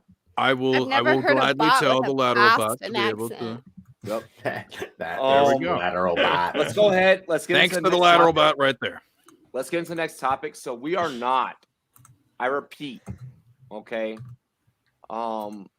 Actually, we don't know. We don't know yet. I've been having a talk with a couple of our higher ups. Myself being the biggest person that has to make this decision. We don't know if we're going to be on air next week for Friday. Okay. Y'all, can y'all not laugh? Like, what the fuck? No, I was just thinking. I was like, where's he going with it? I was like getting serious. Should I smile? Should I not smile? I was trying. I didn't know where the vibe was going. I'm sorry. Continue. I get it. I got you. The way I just glazed, I looked at Herms, and you can tell Herms is doing something on the side. And I looked down at Jorge, who's just got this great grin to be here. I'm sorry. And then I just pan over to Bats, who's like trying to keep I'm a just straight face. happy to be alive at this point. I'm just hey, ladies and gentlemen, I promise. No, ladies and gentlemen, I promise I work with over 90% of this crew routinely. I'm a professional. I promise. What Turkey Day game will be the most entertaining in your opinion, and why? We don't know if we're going to be on next Friday. But these games will already happen next Friday, so we should cover them this week anyways, just for the fuck of it. And we have a double hype on top of it. Listen. Herms, Turkey Day. Yeah, okay, so my favorite Turkey Day game. He said shot, so I'm doing a shot. Hell yeah.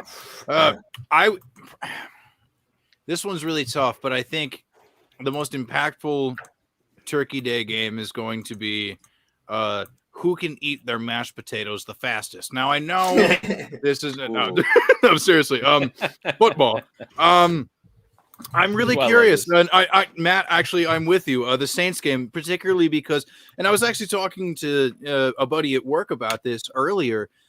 It didn't surprise me that Alvin Kamara was ruled out for Sunday because of the quick turnaround on the short week to be able to play in primetime against the Buffalo Bills. The Saints are still holding on to what playoff hopes they have alive. And, credit Trevor Siemian for stepping in replacement of Jameis Winston and performing admirably. Like, I myself included, a lot of people kind of figured like, Taysom Hill's probably going to, take the job.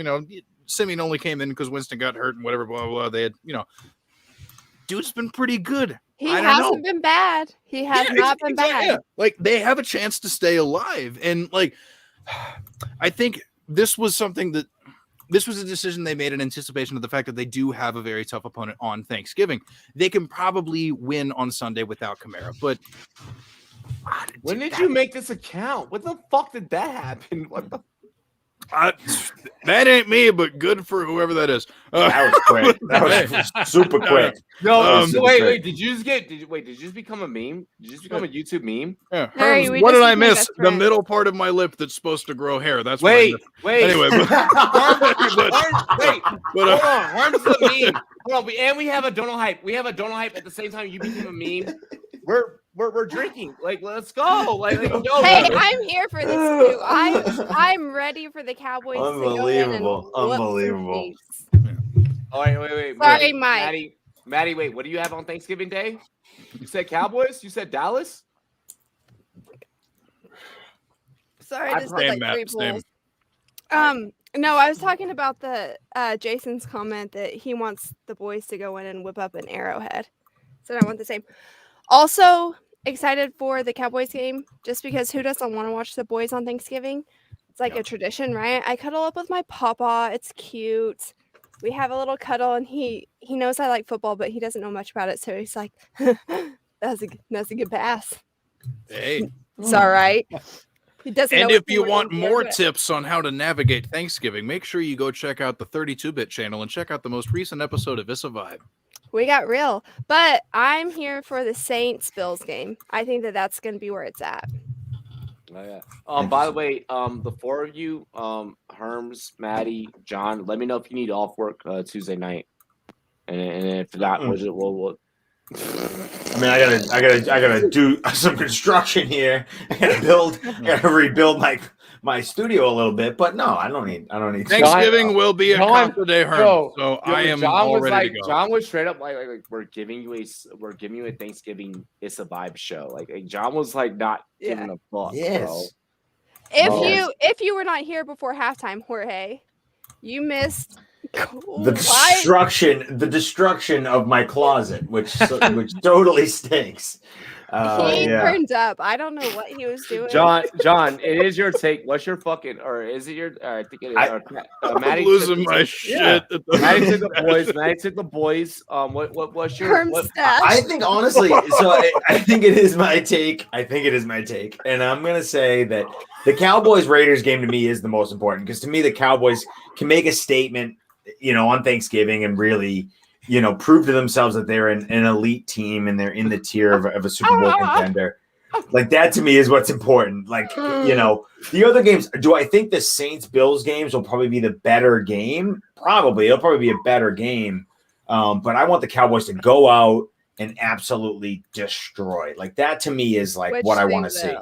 Yeah, that's what I want to see. I am in comedic default right now.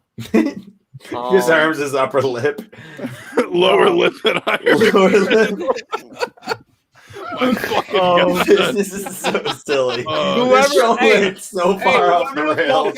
Whoever the fuck that is, we love you, bro. This week I'm going Bateman. This week Bateman. Oh, dude, I'm yes. I'm a Bateman. Wheels I'm a Bateman truther. Bateman, I'm a Bateman truther. This week? Yeah. I wrote about this like 3 weeks ago on Football Absurdity, motherfuckers. Get them, get on that Bateman train. Talking, but I do have inside information, and I would go with Bateman. Ooh. Oh, come on, please share the insider info. Hey, we don't ever reveal our sources. We don't need to reveal the sources, just the information. The dirt that this person has on me, I cannot. Yeah. Okay. We're It's all good. I know, it's all good. Look, Eric is like insider info. Oh fuck, yo, I love it. I love it. I love Bateman this week because he's gonna get more. He's been getting more targets. And Tony, I mean, since he had that blow up game, has been. And Tony, plus, I still don't know. We still don't know how healthy he is. Hey, Eric, I'm gonna Bateman is built like a wide receiver 1 too, which is just Eric, totally different than Hollywood Brown. I got to Eric real quick. Eric, okay. Eric, there's a certain point of what we are doing here that we want to exploit to the rest of it, the rest of the industry. We're good for a reason. People hit us up for shit for a reason. When Maddie says she know. If Robbie say he no, I'm gonna say DM dues. DM Yo. dues. DM toes. Hey, DM dues. Yes. So baby, even when starting, bro. Absolutely. Have you seen the target share? He's already secured despite not playing in the preseason and doing it. I mean, I swear to God, this dude's all I'm saying. Bateman's that motherfucker right now. There are things being drawn up for Bateman to be successful. I mean, you drafted him that high to build around him, especially when they're building up for the Browns, who they're Hey, Maddie. Got a bad case of the Cleveland Browns. Maddie, hey, talk dirty to me. Like that's exactly. That's all I got because I'm probably gonna get a DM after that. All that bait talk. Sorry. Who are we on for the most entertaining Thanksgiving game? Like you opened the door. Craig, you haven't said shit for a hot minute, Craig. This is what you guys get for making us do shots all episode. So I'm gonna say, Craig, this is what you get. I'm gonna take this a different route. You know how sometimes you see a train wreck or a car wreck and you can't look away because it's just so terrible. I'm going to the Bears Chicago or Chicago Bears versus the Detroit Lions. That thing's just going to be a hot mess. Raj. Two teams just not doing well, and I'm excited just to see that thing play out.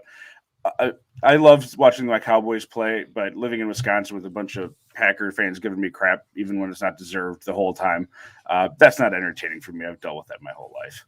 I don't need my Packer fans and my family giving me any more attitude. So hopefully they'll be past. The early games, that's when everyone's got a lot of energy. Everyone's still hype. Like it's early. People are still. Your uncle is still paying attention. Like you can still talk shit. Like it's early. Yeah, I like that call. I'm about to piss off everyone. Oh God, I'm about to piss off everyone when I get my Thanksgiving take. I do Oh, I'm like about- Craig's take though, because the Lions, they've been around. It's been like every game since what, the 40s? Oh, forever. Oh, That's a, Forever. forever. The For as Lions long as I losing can on remember Thanksgiving is watching just football. it's like history. Yo, You just look it's at forever. this shit. Look at this violence in the chat. Look at this violence, bro. I mean, he It's did though. Straight up violence. Straight up violence. Okay. Oh, okay. Sure, Matt. Yeah. I mean, Do we we- want to have that conversation. Yeah. Do we want to go to the fumble game with the Patriots and the Raiders in 2001? Yeah. So we want to go The that tuck far back? rule. Yeah. Or for my We all know Steelers the refs fans make out up the there, rules as they go. So what does Jesse it really matter James at this scored point? that touchdown. You know, Yes, what I'm he talking about. did. Jesse James scored that fucking touchdown. That cost me a fantasy win. I remember that game. I Yeah, was so that- disgusted. Oh, That shit pissed me off so much. Derailed the whole are we fucking on- season. man. Oh god. Are we- Robbie's in an alternate dimension. I know. Okay. Robbie Oh, reminds all me right. of. You guys remember Smart House on Disney? Yeah. Yo, shout out, dude. The mom at Smart House. Yeah. When it Oh. starts She's malfunctioning. Those Disney Channel original movies were so dope. Dude, Oh, my the Smart goodness. House. That the other one was Brink. The Brink was Yo, the, fucking my Brink. jam, So dude. good. Brink was my. Like what do that. they pay you in kibbles and Yeah. bits? It's Yeah. like, dude, It's shut like the Brink, fuck up. Get a Clue is another one I really Get a fucked Clue was with. so But also good. Alley Cat Strike, really underrated. That Dude. bowling team. I don't remember That 7-10 split? How do you Yeah, pick up a 7-10 split? Yeah, as like a it's like 14-year-old? puts down the ball, That's spins it, and just impressive. pushes it down. Yeah, like that. that's an Dude, impressive pickup. That Yep. shit. Oh my Yeah. lord. So fucking Yeah, that's tight. a good call. Motocrossed? Dude, when she had Motocross with is- the arm dude. pump? I With used the to arm race pump? motocross, Yeah, that was and I would watch hilarious. it at the motocross race and just get shit on by all the dudes. They Yeah. would be like, "That's not even real." Well, it's Yeah, happening in so good. Disneyland, so it's real to me. Oh. Well, It all was right, real. Jorge, why don't you go ahead and give us your Thanksgiving excitement? Yes. Like, what? Yeah, do you what really game look do you love the most? So you know what? I'm gonna two things. Number one, I'm gonna have dinner wishing I were eating Thanksgiving dinner in New Orleans because it's the greatest eating city in the world. Just the best For food ever. sure. So just For oh sure. my god. Oh my All God. righty, ladies But- and gentlemen. Welcome back. I'm gonna pile. We're on I'm gonna pile Jorge's on to. take. I'm gonna pile on to Craig. With one reason that I want to watch that Chicago Detroit game. I want to see the continued progression of Justin Fields. I think I like what I've seen. I like what I like so much what I've seen, and I kind of feel like he's on that trajectory of like a Kyler Murray kind of thing. I'm really excited about what he brings. I've been recommending him all over the place in the last 2 weeks of my waiver wire episode. So You Justin know how sometimes Fields. you just want to give somebody a hug? Like I just want to like give Justin Fields an offensive line. Yes, please. That is basically a hug for a quarterback. Yeah, It is. Yeah, it is a quarterback And hug. just give him a little bit of security and say, "I care about you." Right. Yes. So We love here's- you. We love you. We want to We're see here you for upright. We don't want to Yeah. see you on the We ground. want to see you around for 10 bro. years. Here's what I'll say. Come the 25th.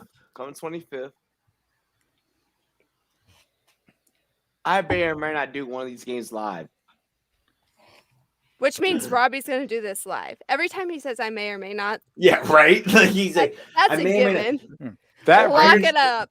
yo, Lock that it up. that Raiders Cowboys game, like that shit is so. That'd be a key fun to game. me.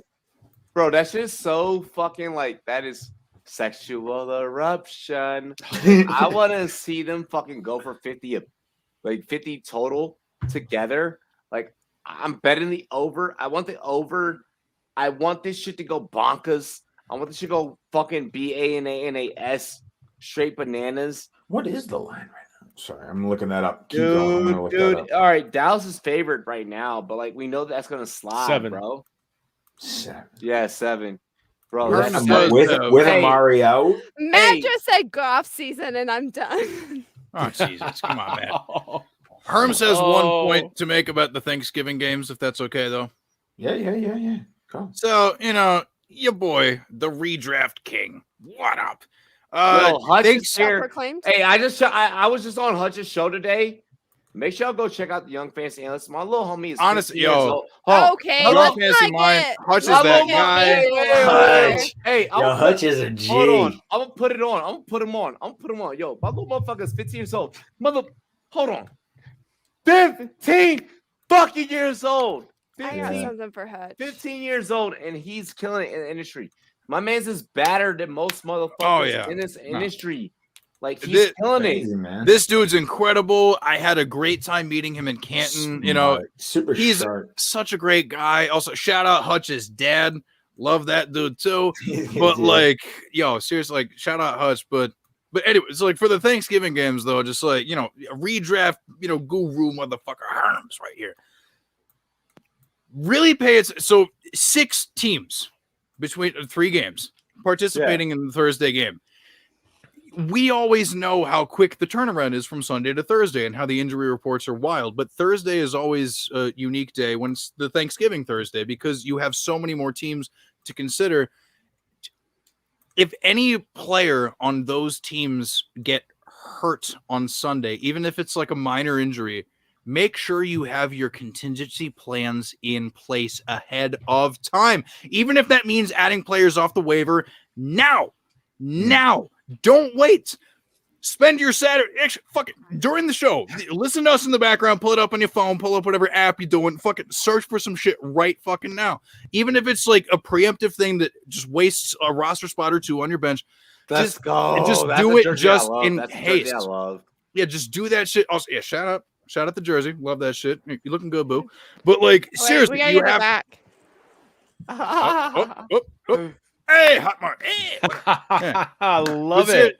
Yeah, but like, just like, get those preemptive moves out of the way. You know what I mean? Because like, you don't want to be caught in a situation where somebody, you know, that's going to play on Thanksgiving gets hurt on Sunday, banged up or whatever, and because it's a quick turnaround, they're not going to be available. If you see a guy out on the waivers that you don't need for Sunday, but you have a guy in your lineup that will play on Thursday that could be hurt, just plan ahead, even if it's one spot on your roster. Just being like, oh, well, you know, like I have David Montgomery or whatever. You know, it's just like, well, you know, he's already a little banged up anyway. Just add a good running back. If he re-aggravates it on Sunday, probably not going to play on Thanksgiving. You know what I mean? You picking up what I'm putting down, folks? Just be a little proactive with that shit. That's all I'm saying. Because, like, you know, ese hombre muy inteligente. It's kind of that smart philosophy. It's like that time of the season where you start protecting yourself versus let me put bench guys that could have upside, right? Like, let me get guys that, like the Tyler Johnsons of the world, where if Antonio Brown misses, he becomes a guy. Like those types of players where it's like, I'm protecting my team, especially if I'm in the playoffs and I'm a playoff hunt, you know, smart. Because this totally is smart. This is win or go home time, especially if you're a team 100%. like in my home league that I care the most about. Your boy's 5-5. I got a good roster. It's been unfortunate, but I'm fighting for every ride it out though. point. You're gonna get that win. Exactly. You're gonna get it this week, and I'm gonna fucking hell yeah, I'm gonna win. Yeah, you're gonna win this But week. also just because I grind it out and because I do shit like this, folks. You know what I mean? Just like always be a step ahead. You got to think ahead into the future. You got to build your lineup for this week, but you also have to build your bench for next week. It's not all, you know, it's not the starting lineup is for this week. The bench is for next week. That's what it's all about. You got to have one foot in the present and one foot in the future. You know what I mean? That's how it's, I don't know. Really wanted to put that out there. Great advice. Herms and Herms. Hope you have a pen and paper out right now. 2 teams that have been known. All right, I'm gonna say this. This question is easy. I don't know why I'm looking at a script. I'm trying to read a fucking script. I'm better consecrated than that. I promise y'all. Right now, this week coming up, there are 2 teams that all of us are very notorious for hitting on. Notorious. Straight up, dude. We got the Bengals versus the Raiders. Like we were the next set. This topic and the next topic. I need everyone that's at home. I always give you guys a pen and pad segment. The next 2 topics are your pen and pad segment. I need you guys to look at and pay attention and listen with open ears what we're about to say. We got Cincinnati. We got the Raiders. Both teams have done a lot in terms of winning money for the Rumboyz Fantasy Network. Let's start with fantasy implications, but we need to end our takes with who wins and why. I think that the fans really need to dissect this game. I think that handicapping this game can help the fans win in their fantasy leagues, is what I'm saying. We start off with Jorge, right? Yeah, with me. We start with Jorge. It's your go. This is important. It's the in next topic Vegas. is going to be important too, but it's in Vegas. I love this game. I just think I honestly think damn right, Hutch. I aspired this off of you, Hutch. Oh yeah, I think Cincinnati's just got that little bit extra firepower, and I think the Raiders. I think the Raiders kind of gave Cincinnati a little bit of that blueprint for how to beat them with what Mahomes did to them last week. So I think there's going to be a little bit of that with Burrow to chase, and the one thing I will say in this game, play your running backs. Joe Mixon, Josh Jacobs, both teams against the running back are not good. But I think it's going to come down to just Cincinnati outlasting them. Bet the over, and Cincinnati takes it home. Burrow and Mixon having a big game, with Chase and Higgins also having quite a bit of action.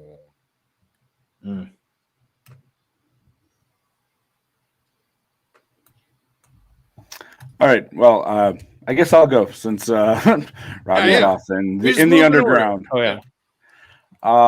I'm going with the Bengals here too. You know, the Raiders secondary is just atrocious. It has been. There's been a revolving door of cornerbacks outside of Casey Hayward. The Bengals have the players to take advantage of that.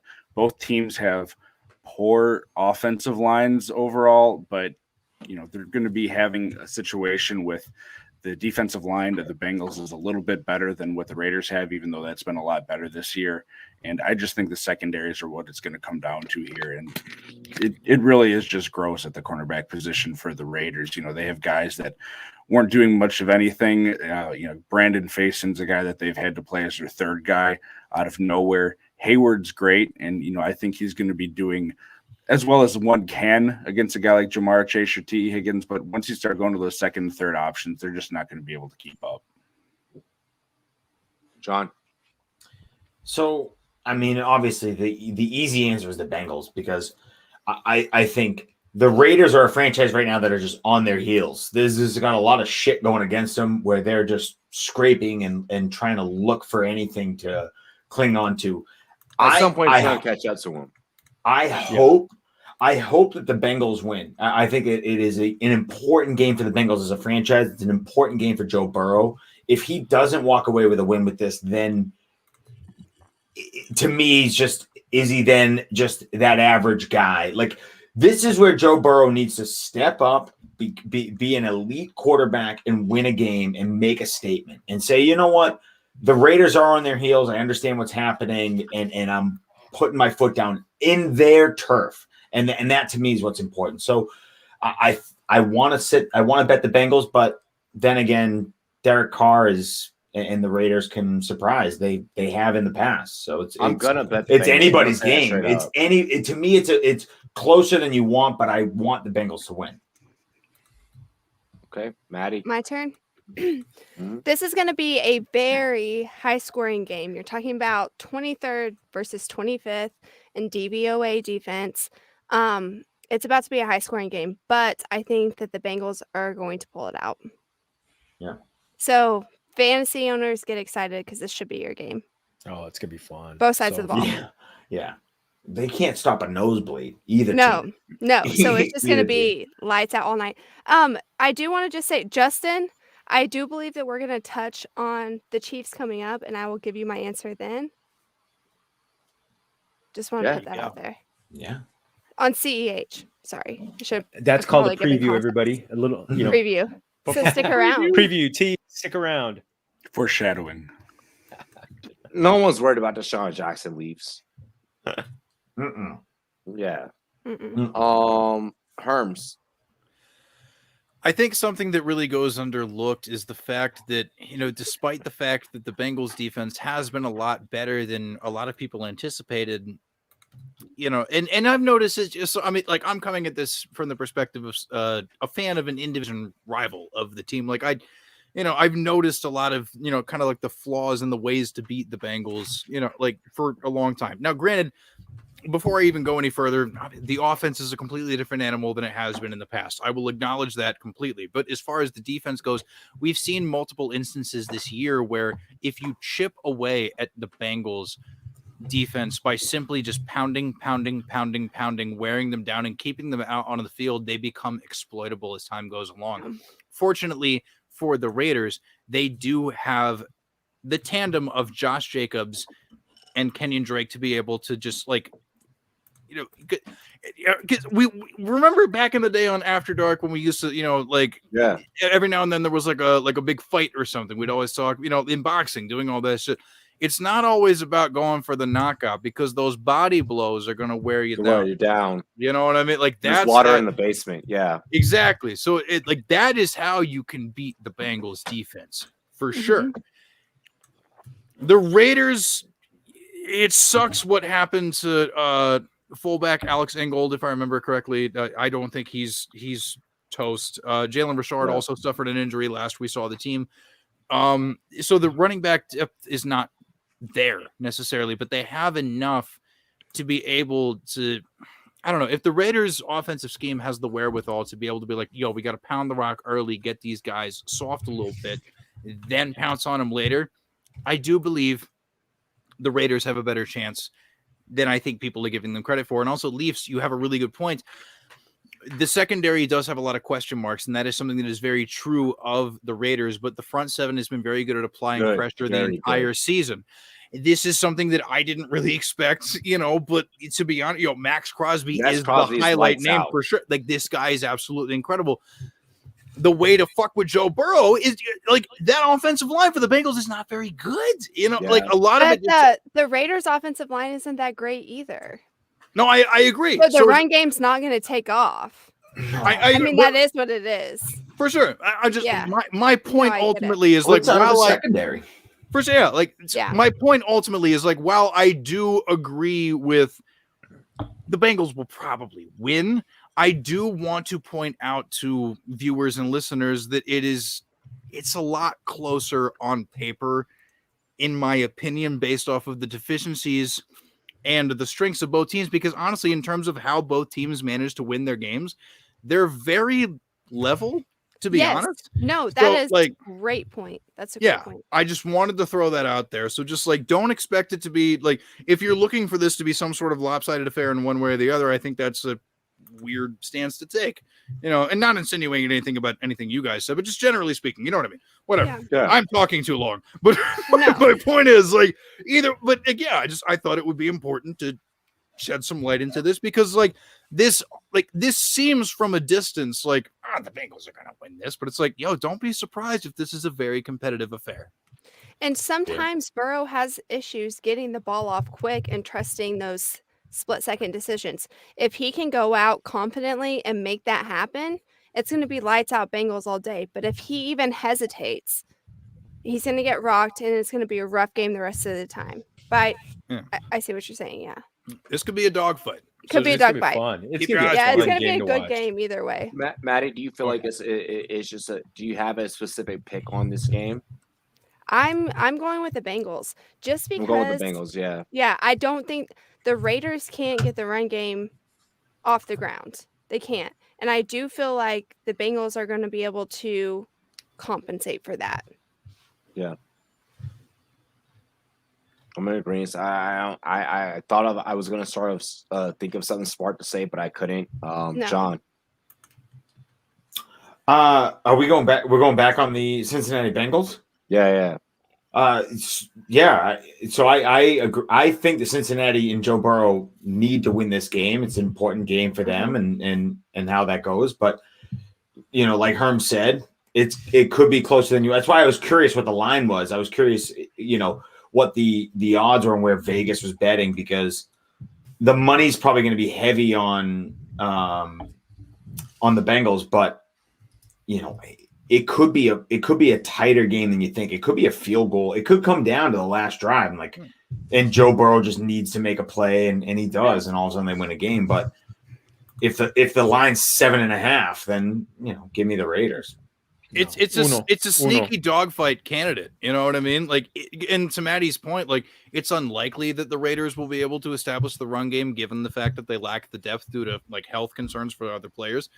But like, if they do, man, dude, sneaky dogfight.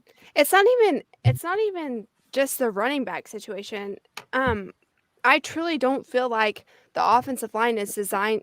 They can't handle run blocking. They just can't. They're going to get penalty after penalty if they try. That's what we've watched happen in the Hopefully, past. Alex Leatherwood Craig, how do you feel about that? How do you feel about this? How do you feel about this topic in general? I do think that the Bengals end up pulling it out. And, you know, when you're going to sit there and you're going to compare these offensive and defensive lines, it really is a similar situation on both sides of the ball where their defensive lines are better than what people expected them to be. Their offensive lines are not good for either one of them. So then I think, like I said, it's going to come down to weapons versus the cornerbacks. And the Bengals just have a better secondary than the Raiders at this point. That was beautifully put. Beautifully put. Right. And the Bengals just have a little bit extra bang. I think they just have, you know, Jamar Chase is more of a playmaker than even Darren Waller on the Raiders side.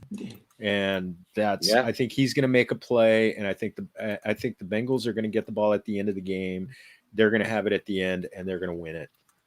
Field goal, touchdown or something like that. But yeah, this is going to be a shootout. So I think this is going to be the second best game of the weekend.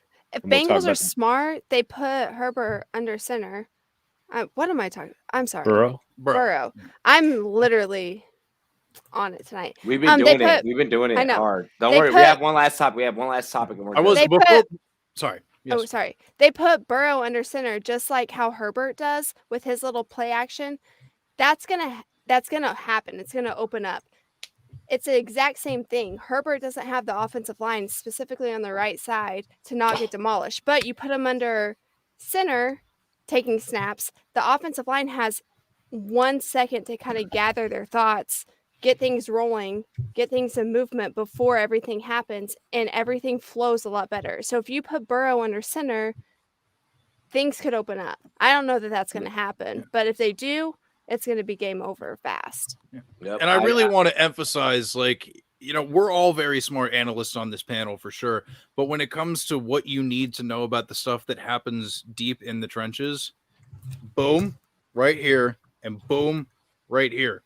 These couple people, these couple people, give them your follows. Seriously, Maddie and Craig, like, yo, if you want that inside deep, like, yo, just got a shout out to both of you for that stuff. Because, like, yo, y'all do some great shit with what you do. So listen to these people if you want that. Like, that happens. Listen, okay, but hear me out. You have extra time as far as everybody else is concerned, but when you actually break it down from an offensive line standpoint, they are set up to run block whenever they're taking snaps. So their momentum is going forward. That gives the quarterback an extra time to read the defense. We're not talking about extra time in the pocket. That's a whole different story. Yes, they're going downfield, so your momentum, you actually lose it's a different time in the play. pocket. It's a different play, so you have to evaluate it differently. Yeah, you have to evaluate it differently. So your quarterback actually has more time to evaluate the defense and what's happening. And so, sorry, am I going too much? No. I'm legitimately enthralled by this conversation. Hold on. Welcome to the fucking Maddie TED Talk. Everybody, I'm enjoying this. I am in fuego right now. Yes. Yeah, this is love a great offensive line breakdown. All I'm gonna say is, we get it as analysts. The casual at home might be lost as what the fuck, like, you know. And I think that's what. If you're lost, stop and go watch the Eagles film. Go watch what Mac Jones has been doing with the Patriots. Taking snaps under center allows your quarterback to know what's going on a little bit quicker, so they can be more decisive. Mac's a all great you need example. to know. Mac's a great example. Mac is a great example. And Mac is a great phenomenal example. Talk that shit, Queen. And while we're on it, the Browns have to watch out for that, because for some reason the Browns cannot freaking defend a quarterback taking snaps under center. So That's the reason why, if you watched any of my podcasts coming up, I called the Patriots-Browns game for that reason, specifically only because Mac was going to be taking snaps under center. Same thing with the Eagles. Like, the Chargers beat the Browns for the same reason. So you just have to watch for that, especially with You're these able to rookie recognize quarterbacks. patterns. Is it sustainable? Maybe not over the long term, but these certain defenses that are supposed to be powerhouses struggle because they can't get a hold on it. Anyways, I'm done. TED Talk over. Oh, no, you're good. You're good. We have one final topic. Phenomenal. Herm's Muchas going to start gracias. us off. Leg out. Everything else we'll cover Sunday morning. It's not a problem. If you guys want to pull up, you can. Whatever. I don't give a fuck. You literally know I don't give a fuck. Like, people are probably watching like, oh my god, like he just said that. Like, no, like the crew knows what it is. The crew knows the vibes. So we're gonna get into our last topic. This is the second highest point projected game this week. And both these games that I've talked about back to back have kind of raised the alarms for Rumboyz Robbie. Like, I'm kind of like, what the fuck? Like, what are we doing here? What are we doing here? Hutch, we talked about on your show today. Yo, hey, Hutch, all good, bro. I understand. Yo, get your sleep, get your rest. Salute, Hutch. Hey, you're a young boy. You got like school and shit. Like you got growing to do. I get it. Go to bed, For man. real. Yeah, go to For bed. For real. Go to bed. Get it Share while you with can. your friends tomorrow at lunch. Exactly. Yeah, get that sleep while you can. I know you guys are all popular on the TikTok and all that stuff. I can't dance, but give your girl a follow on Instagram or Twitter. Hey, Maddie, we might make you our TikTok person. I'm kidding. I can't dance. I can dance. I can do all the phenomenons. I got the moves like Jagger. No, I'm not gonna front. I'm not gonna myself. front. I may or may have not taught Chris Brown how to dance. I may or may not in 2011 in 11th grade did the robot because I got nervous talking to this dude I had a crush on. Did not Is end your well. man on the floor? If he This sounds like a good it's a vibe topic. Yeah, that's a vibe topic. Like, I might have to post a video of me actually dancing on It's a Vibe. All right, let's break it down to the last topic. Let's get to the last topic. The Dallas Cowboys take on the Kansas City Chiefs. Mahomes is not at all looked like himself recently. Is there an opportunity for him to bounce back in this matchup, or are we like this could be a 50-60 point matchup? So what are we thinking here? I think we start with Jorge. Yeah, we do start with Jorge. Yeah. Oh, well, last week Mahomes looked pretty much like himself. 406 yards, 5 TDs. That was a stud performance. And yeah, that was a real good game. I'm looking at this game's gonna go. This game's gonna be fun. I know that Trayvon Diggs is gonna be keyed up to want to stop Mahomes, and it's gonna be a knockout drag out. Yeah, it's gonna be. Remember Avengers when Thor and Hulk kind of went at it for a little bit? Oh, shit. That's what this is going to be each like. other for about 4 minutes straight. Yeah. Yes, that's what this is going to be for 3.5 hours. Yes, and it was just like it's going to be. I mean, Mahomes and Prescott are just going to are just. Oh, I'm getting visions of that Monday night game between the Rams and the Chiefs in 2018. Yeah. So 55-51. I think this game, Mahomes is going to, hit Tyreek plenty of times. Diggs will get his, but I think he's going to get beat. He's gotten beat enough this time. And with Prescott not having Cooper because this that's week, his studio booth. He's got a booth. That's why. Ooh. I love it. The acoustics in there are awesome. And I just think they're all right. They're okay. You got some contained reverb. It's there. I will say, just from a selfishly speaking, because I have the stack of Prescott and Lamb. I think it's gonna be in my Familia League. Yes, I'm gonna have a lot of fun watching that one. Just have video game numbers, so it's gonna be on with the Chiefs covering in a big score. It's gonna fly past 56.5. I'll say this in this game: if you are thinking that the Cowboys are going to win, DFS wise, here's a little nugget. I would normally give this out as a premium. If you have not spent $6.99 for our premium bets, you're fucking up. You really should. But captain slot, Ezekiel Elliott, lock it in. Craig, what's your thoughts? I feel like this is one of those games where we've seen all season where we expect the total just to explode, and then something's going to happen where the offenses just aren't in sync. And, you know, I don't know why. It has that feeling to me, and maybe it's because I'm a pessimistic Cowboys fan. Fuck the Cowboys. Yeah, I know, Robbie. I know. All right, but, Washington. you know, it's been really impressive what Dallas has done on that defensive line with the number of guys that they have had just out and the pieces that they've had to plug in there that they've even held up as well as they have. But they've just been really poor against the run this year. I mean, they've actually done better pass rushing than against the run. So I'm thinking maybe they take that as an opportunity. I don't know that either one of these teams necessarily wants to get into, you know, one of these explosive matchups where they're just throwing punches at each other the whole time because, you know, we've seen these games and you never know how that's going to turn out. If you can control the ball more and try to keep it under control more, I think that's the way it's going to end up more. So I think the KC is going to run the ball more, whether they have CEH back or not this week.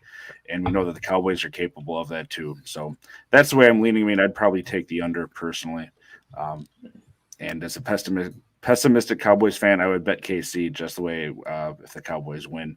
I'm happy, and I don't care that I lost the money. Okay. Hey, for the love of Sunday. I see you shaking your head. Sorry.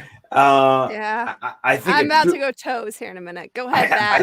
I think a 2.5 point line. I mean, to me, it's so you're asking me a pick 'em. I'm going to take Kansas City and a pick 'em basically. So I like Kansas City to cover whatever. And then the over, you asked me 56.5. People will say it's a lot of points, and I agree it's a lot of points. But if you're going to ask me two offenses that can sustain that, it's these two offenses. With or without Amari Cooper, I still think they can put up a lot of points. It's Kansas City's defense doesn't scare me. And then, you know, at any point in time, Kansas City, you know, can score on whoever. Trayvon Diggs might have a day, but who's he going to cover? He's not covering Travis Kelce, and he's not fast enough to cover Tyreek Hill. So he's kind of in this lost art where it's going to be tricky for him. I feel like you're risky as fuck. Like, I have no problem with people being risky as fuck because, like, I'm probably not the guy to, you know, like I will play the chalk most of the times. But fuck, dude. Like we're talking about a plus 115 on the money line for the boys, bro. Like, I'm not taking that, dude. Like, I'll take the minus 135. I know that I'm not gonna make as much if Dallas wins, but like if KC wins with the over with the spread of 2.5, I match those two. Like, what you do is, this is the bet, right? If you want to have fun, this is the bet you lay. You put in KC and the over, and you just parlay that. And you just hope for points, and that's all you do. You sit there and you just hope for that it becomes an absolute bonanza, and you hope it becomes a shootout, and then it's a ton of fun. And if it becomes a shootout, and if it becomes in like, you know, who wins in terms of offensive weapons, I think it's Kansas City. So you have yourself a fun bet where it's like, if you want to try and play the what ifs, like maybe this could happen, that could happen. Like, yeah, of course. Like I think.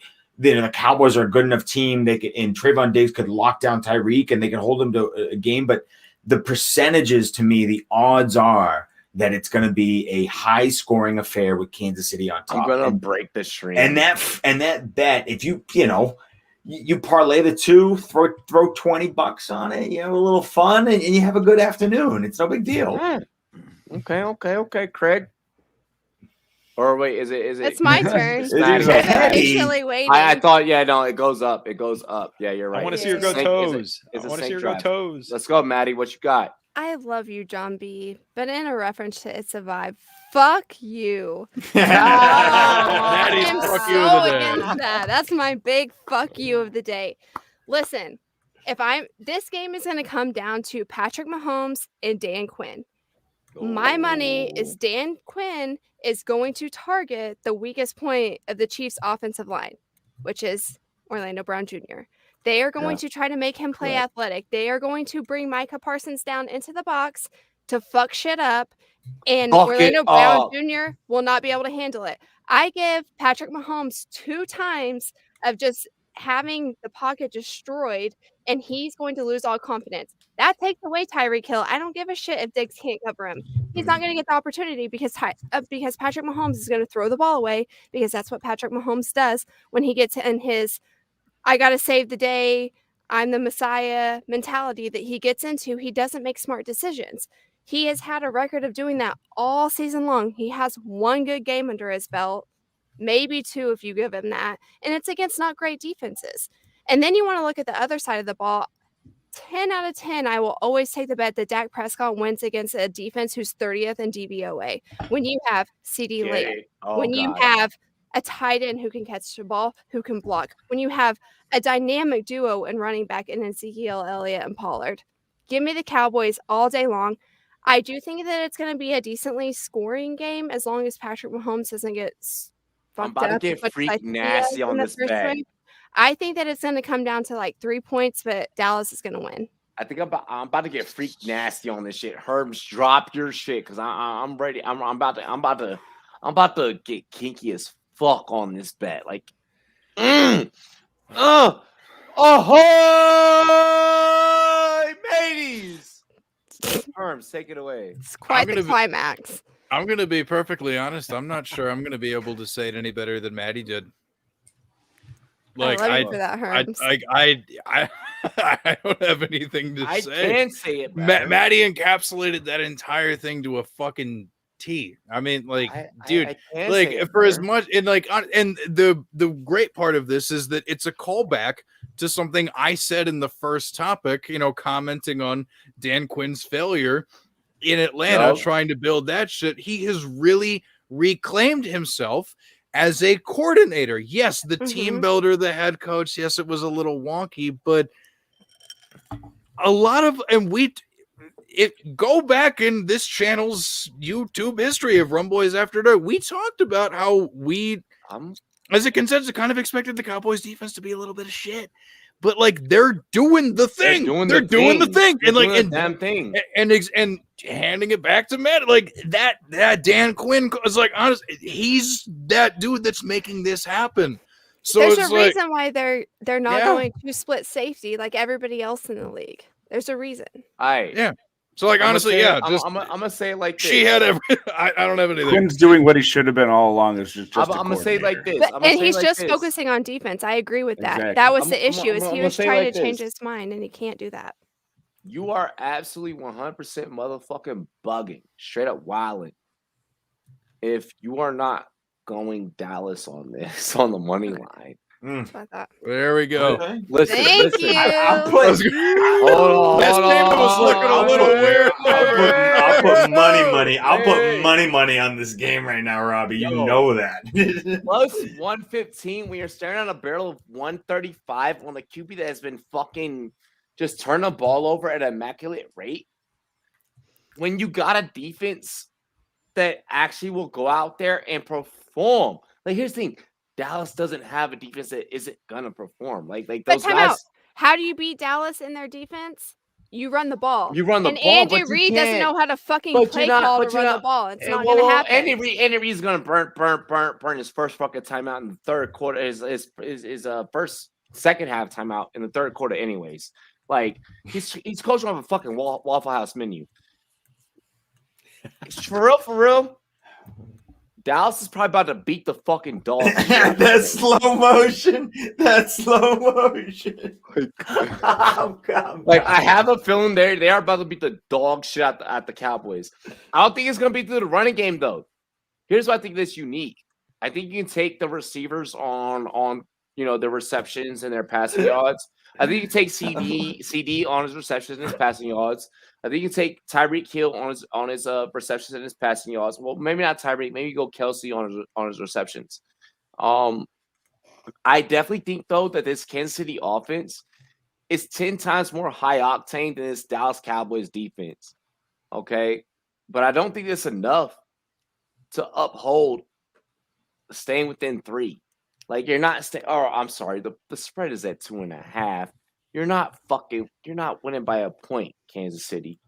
Like, it's just not happening. I think this comes down to your kicker. I think this comes down to the kickers. I think this comes down to who has the ball last. I think McCarthy has the ball last. I'm going Dallas on the money line. I don't know about the over-under. Part of me wants to go under. That 2.5 point spread, I think KC beats that ass by 3. Maybe even 7. 7 is the highest I'll go. It's gonna be a close game, but KC's gonna come out and win. I don't know if I'm not gonna play the spread. I'm gonna be straight up. I'm not playing the spread. I'll play that over under. I'm gonna take the under. But I'm gonna take that KC money line, or I'm gonna take that Dallas Cowboys money line all day. Dallas Cowboys money line is gonna fucking hit, and I hate seeing that as a Washington fan. Justin, to answer your question, no, I would not start CEH. He had 2 good games this year, maybe if you want to call him that, because they were playing against defenses who couldn't handle the run game, and Dallas isn't anywhere near how bad the Chargers are with the run game. If you get CD, hold on. If you get CD at plus 100, let's not complain about that. Let's take that. We're just gonna score a touchdown. Yes. Plus, we're to score a touchdown just in general. Like plus 100. Give me that. Yeah, he's an ATS. Yeah, he's an ATS anytime CD scorer. Yeah. That's easy money. Yeah, John, I had a question for you from what you said, though. Do you think, given the healthy options that both teams have on offense, that KC has the better weapons overall? Yes, I do. I really do. With Amari Cooper out, so you have CeeDee Lamb, which is totally great, and Michael Gallup, which is totally great. Sure, okay. I have Tyreek Hill, Travis Kelce, Byron Pringle, and what's his name? Is this your showdown lineup? Is this a DFS lineup? What has Pringle or Kelce done a majority of the season? Kelce? Was Travis Kelce? I have to make a case for Travis this season. Okay, fine. This season he's at a tough season. Quarterback. Motherfucker, yes, you do gotta make a case for Travis. I don't have to. I can't believe I have to make a case for Travis Kelce over Dalton Schultz in terms of an advantage. In this season, you have to. Travis Kelce's been shit. Okay. Even when Patrick Mahomes was playing okay, Travis Kelce has not been Travis Kelce. No. For an offensive weapon. For an offensive weapon at tight end, Travis Kelce is better than Dalton Schultz. Like I put that as a check mark. I put that as a check mark in terms of an offensive weapon. I agree with Bats on that statement. Yes, but in this season, in the offense, Patrick Mahomes hasn't been able to deliver. So no, I want to take him this year in that offense. No, but look, I'm gonna tell you right now, my right hand is itching. My right hand is itching. Okay, my right hand is itching. itching. Is better than Schultz, but my right hand is itching. If we want to go tight ends and who's going to do more, produce more, I'm going Dalton Schultz. If we had to go fantasy, I'm starting Dalton Schultz. Rest of the season probably, especially if Amari. If this shit with Amari turns into long term, that 12 personnel for Dallas is so dangerous. Like I've never seen anyone. They use him a lot to like block off and then cut to the middle, though. I was looking at like that's the most kinkiest. That is the kinkiest fucking offense. I'm a Washington football team fan, so I hate saying this, but that's the kinkiest fucking offense. I will fucking beat my dick tonight to fucking Dallas' offense tonight. I guess the way I was looking at John was like, if you say that CD's even close to Tyreek, then you're going Kelce is probably the next best one out of all of them. But beyond that, it's all Dallas. So who's your third? The running backs are better. Who's your third? Your running backs are a lot better on Dallas. Your running backs are a million miles better. And that's where you have an advantage, 100%. So then, then you have to bet the under and Dallas. If that's what you think, then bet the under and Dallas. If you think it's going to be a ground and pound game, then bet Dallas the under, which is totally fine. Yo, John, I'll 1-for-1 you, bro. I'll shot for shot you. I got Dallas on the under. You got KC and I'll take KC in the over. And I will take KC in the over. I also feel like you have to look at the quarterbacks in this game, and I really would go Dak over Patrick Mahomes in this game. But sis, we have, and like I really feel like it's splitting hairs. I'm gonna be honest with you. I love you. I love the fuck out of you. But sis, you cannot tell me this is not splitting hairs. You can't tell me that you see fucking Dak go for fucking 250 and then Mahomes go for fucking 249. I'm saying that Mahomes has absolutely zero trust in who's protecting him right now. Well, yeah, you're I'm right. telling you, they are going to target the left side of that offensive line. And I can Patrick see that. Mahomes But that's knows the only that. they So he's going to function. go. No, he's going to go in with caution. And I'm telling you, the second he gets beat down, what's going to happen? He's going to get that Dallas love it. mentality that's like, I got to fucking do everything myself. And he's going to start Hero making ball. terrible decisions like we watched happen all season long. That's what I'm Yo, saying. I I'm don't trust Patrick so Mahomes in that environment. I'm Do so I mad. think that Kansas City has the weapons? Absolutely. I'm I so don't think mad that that our they work have. schedules don't work out to where we could all be on air together for this because oh my god. It's going to be a good game either way. I I might can't just wait say for the our links. follow up. It might be the game of the follow-up. week for me now. I might just be say It is the game of the week. week. If this It's wasn't the game of the week for me now. before, Yeah, this is no, the game I'm of the week. excited. Cincinnati You and guys, Raiders is the game of the week, and then this one is the game of the week as well. Like I purposely plan you guys know that I started a fantasy league in the old people home, like in a Yeah, nursing yeah. home. I purposely made it to where I wasn't in the nursing home for this game because I would know too. it's about to get wild. I would too. And It's either- Gene just doesn't cut it. What they say? What Gene, the shut up. Is he Smith back in the line for Dallas? Just says He's game of the questionable. year. Questionable. Yeah, he's still questionable. We will not get you details on this particular comment until Sunday morning on our Sunday morning show. I don't have any strings in Dallas. I'm sorry. Yeah, like we'll dig deep as we can. Dallas, good fun city though. Bar scene is underrated. Hey, Dude, that maybe we bar should city. do a little fam trip to Dallas. Hell guys yeah. let me know when. Don't play with me. I'm I have there. familia in Dallas. So Oh, do you? We're hooked up. We're hooked 4.5, up. 5 hours away. I got a family quick in 1 hour Dallas. flight. I'm there. It's a touch up, touchdown. Yo, Boom. hey, Done let's there. run these outros. Jorge, you're gonna set us off with our outros. I'm gonna start from the bottom up. Jorge, your smile's contagious and it's beautiful and I love it. I think Very everyone should handsome give him man. a follow. That's Very mi handsome. hermano. Beautiful That's mi smile. hermano. Oh, thank Yeah. you. Thank you. Oh my God. I'm swooning over here. Thank you so much. Go ahead, have your God. moment. You deserve it. Well, this has been a great birthday week. So thank you. Thank Happy you. Feliz birthday. cumpleaños. Wait. What? Can I get really quick? Cumpleaños feliz. Cumpleaños feliz. Feliz cumpleaños feliz. Feliz cumpleaños a ti. I would have sang, but I'm Damn. tone deaf. So. ¿Cuántos It's all good. años? No. Herm started Muchos going. años. Oh, everybody, you know what? Gosh, this flew by. I swear. Next time, the whole 9 yards. But Robbie, muchas gracias, everybody. I mean, De just, nada, papi. everybody. Bats, it was great to meet you. awesome. Rado He Craig, mi hermano, gracias, Maddie. I love what you're doing. I just love what you're doing. So everything, and I could listen to you talk about offensive line play all day long. Herms, mi hermano, hey, love what you just got. Love what you're that little Williams hookup that you Highlight got that on hoodie. across your Highlight shirt. that hoodie. Yeah, highlight that hoodie. Congratulations, Shut well up. earned. We'll wait earned. till the outro, but So thank you you were so good. but thank you so Did I do it much. right? Man. Yeah, I'm proud of you. Well, everybody, please keep an eye. I'm at Jorge Martin 17 on Twitter. Our original content is at familiaffb.com. We're on YouTube. Just go to Familia FFB. Pretty much anywhere. Facebook, Twitter, Instagram. We're all over the place. My daughter runs my Instagram for me, so she's much better at it than me. So gotta love it. So because it's Let's familia. Todo, Yeah. like I always close every show. Todos somos familia. So Dale. Yep. And I'm gonna hand it over to the king of the GIFs. Roto. Yeah, thanks, Robbie, for having me back on here for a second time. My third time doing a stream with you at all. Much appreciated.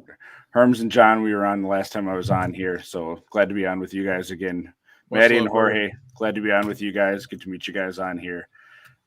You can find me doing, like Jorge said, all the goofy GIFs pretty much on Twitter is what I'm known for. But if you're into the IDP sort of stuff, I do that for Roto Heat over at rotoheat.com. And I'm on a show through Gridiron Ratings, getting defensive on Tuesday nights, doing it there too. I'll talk offense if you want, but no one really cares about that for me for the most part. So if you have defensive questions, let me know. And really quick, like if you guys really want to appreciate, we need to start NFTing Craig's work. Oh my God.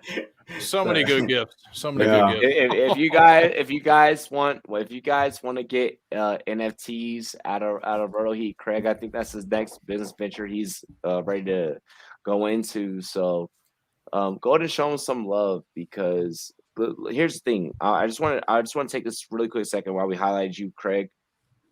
What graphic designers do with GIFs and just thumbnails, just the art world is becoming a real thing. If you haven't paid attention to the art world, pay attention to the art world. I promise you, the Been next a real thing. yeah, it's been a real thing. But I promise you guys, like the next, I'm into the whole art thing. Renaissance is like my whole theme. I'm a huge Michelangelo fan. But if you go past like the '90s art, like with Basquiat and shit, like I love all that shit. Look out for these guys that are doing graphics because they don't know the parameters that they can really outbreak into and do shit. So support Craig, and support any graphic designer in this industry because I just want to make sure I shout that out because you guys are the next wave because you guys control the NFC wave and that's huge because that's money in you guys' pockets. So I wanted to make sure I kind of plug that a little. And that IDP shit, IDP is starting to catch on as well. And like, Craig's really got that shit, underway. Like, that it's starting to pick up some steam. So like, be aware. Hey, Herms, it's a vibe. It's a vibe. It's a vibe. John, go ahead.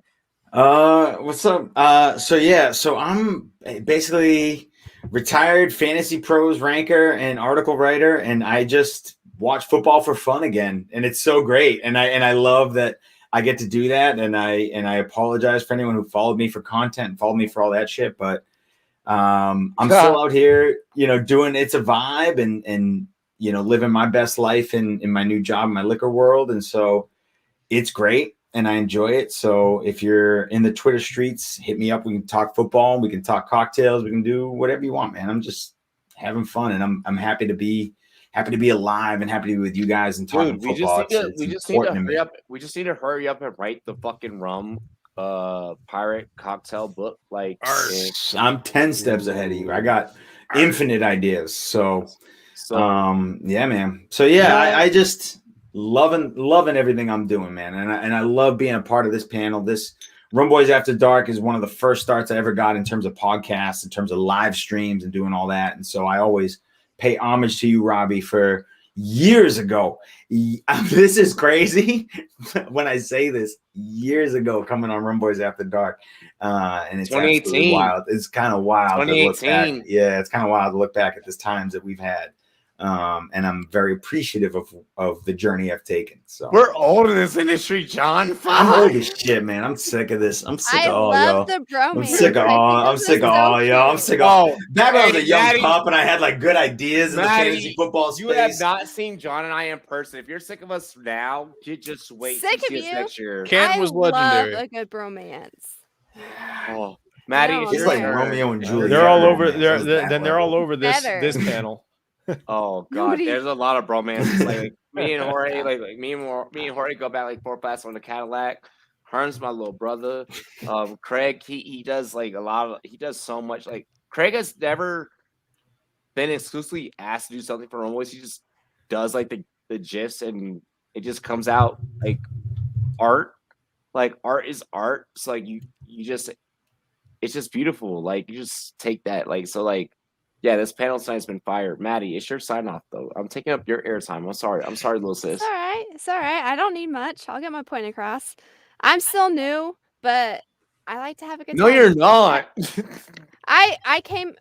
I did. She's bigger than us now, Robbie. It's crazy. Yeah, exactly, dude. I did an accidental podcast with Robbie, and then it just kind of took off from there. And I'm so grateful. I've gotten so many different opportunities. I can't say a lot, but more to come soon. So if you can follow me on Twitter at Maddie Kroll, I'll keep you guys updated as soon as I can say some things. But also follow me on Instagram. I have my cute, like, I like to look good type aesthetic on Instagram. And then I have my Sometimes I'm Funny. I can talk a little bit of football on Twitter. I also write an article for Dr. Roto called In the Trenches. And I'm on a bunch of different podcasts. You guys should check out me and Sam Holt's podcast. Oh, yes. Yeah, on Monday nights. Yeah, it's such a good show. On the we recap the week. It's called the Look Back Podcast. We like to have a good time. We throw in a little bit of off the field stuff with the on field stuff, and it's a good time.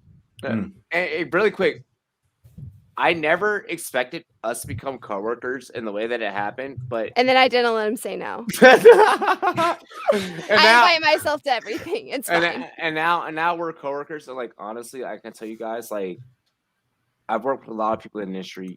If there's one source you can trust, it's Maddie. So just roll with it. I love the compliments. They make me feel all warm and fuzzy inside. Speaking of compliments, I love a good boost. Speaking of compliments, though, for real. Like before I even pass the mic off to the homie, like I really need y'all motherfuckers. Like this Javonte Williams piece. If y'all thought that I was fucking high on Javonte, you're bugging. I think there may have been someone that have provided justification as to. I don't think I know. They provided justification as how Javonte should be used in fantasy. And he's gonna give it to you in his terms. Ladies and gentlemen, good article. That was a good article. It was a fucking good article. I read it and I was like, you know what's a good article when you read it and you're like jealous of how good it is. I'm like, damn, that's a good article. I that is so good. That was I'm gonna sneak off and read something at work, and then I was like, no, I gotta devote my full attention to it. But it was the way that Herms. All right, I'm taking Herms airtime. Oh fuck! It was the way that That's Herms. fine. It was the way that you promoted though. You were like, eh. This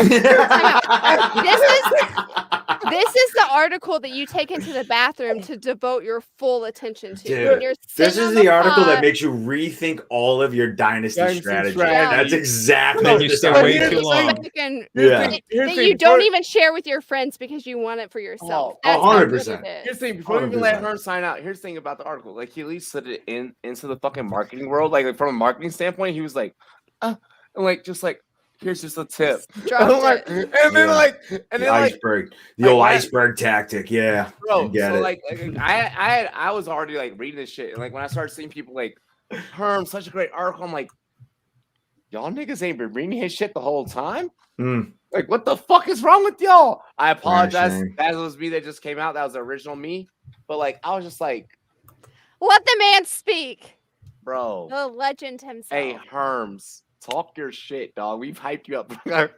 we Well, just yeah.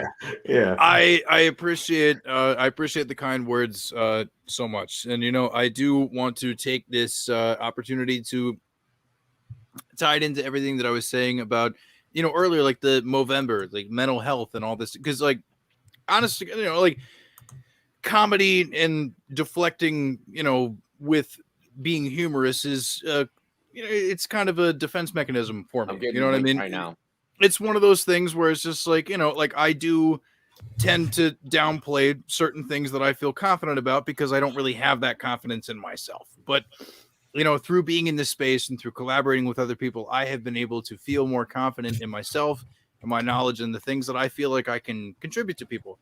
So the fact that this is a place where I've been able to blossom, not only as a personality, but also to feel like my opinion is valued as someone who does deeper analysis, as someone who does dive into numbers and know what they're talking about, on top of being able to crack a joke here and there and do some weird shit with their hands. Be really good at that. And play Don't the kazoo. The Don't kazoo disrespect the talent kazoo. is unbelievable. Yeah, so it's just like, like you can follow me on Twitter at HermsNFL. If you want some goofy stuff, you're gonna get that just because that's who I am, man. That's who I am. That's who I am. But at the same time, I do take a lot of pride in the work that I do. I do take a lot of pride in the research that I do. Honestly, like I've been playing fantasy football since I was 9 years old. I really love doing all of this. I used to go to fantasy sports camp when I was a kid every summer. Yes, that's a real thing. From ages 9 to 17, like I did that. That story about you. I love wish doing I could this. have gone. Yeah, like I love doing this. I love doing the research. I love diving in, and I will give it to you in a consumable way. And it's funny. My podcast is funny too. at the Lateral Yes, FF it on is. Twitter. Really quick. You know, Do Hold you it. guys like that? It's a five TD parlay. It's Ingram, Lamb, Kittle, Dylan, Chubb. Yeah, Dylan- Dylan, Chubb, and Yeah. Lamb, easy. I mean, with no Aaron Jones, with no, what's his name, Kareem Hunt. I mean, that's easy money. I'll be honest. 5 touchdowns between those guys. That's easy money. The Kittle thing kind of worries me, especially because if Same. you've been noticing the recent snap trends in the 49ers offense over the last few weeks, but particularly last week, Brandon Ayuk has finally been ushered into this stuff, and it's really diversified the play calling ability from like the passing standpoint. And also think about the fact that like Elijah Mitchell doubtful to play, they're not really going. They're using him more as a blocking I would put tight Jeff end right Wilson now. Jr. Yeah. I would put Jeff The Wilson Kittle Jr. in part's Kittle's tough. spot. I would put Jeff Wilson Jr. in Kittle's spot. Honestly, yes. The Kittle part is tough. Everything else I think you have for you, but the Kittle part specifically because of the fact that the offense is undergoing that, change over the last 3 games and that arc that we're seeing, I would probably rethink but otherwise I think you're really onto something. Shanny does trust him some Jeff Wilson near the goal line. So he Oh my loves God, him it's gonna be such a Jeff Wilson week. Give me It's like Jimmy the writing is on the Kittle. wall, and it's so insane. It is a 20 for 5 hundo. It is a 20 for 5 hundo. Yeah. So I think yeah. Ooh, I love bets like that. I love bets like that. It's like a little bit, and all of a sudden it changes your week. Where you're like, oh, this is great. I want to get so dirty. You know I want what to we get call so that? fucking. I want call that handcuffs ghetto and chains. Yeah, ghetto rich, hood Where you rich. That's just- straight up. Oh, hood rich. those are my all the favorites, things. dude. I used to bet like 10-team parlays, like $20, $30. Yeah, like, dude, who just knows? like And I'm like sitting there, it was wild like with it. Saturdays. I'd be in college, it'd be a Saturday, and I'm watching the whole slate of college football games. I'm like, who knows? Like, what if this hits? Like, it's like $30 to win 1,800, which as a college kid, like changes your life. You're like, this is incredible. This is life. It's life changing as a college kid. So you'd sit there on a Saturday and watch, all these games, all the way into the night games. You'd watch, a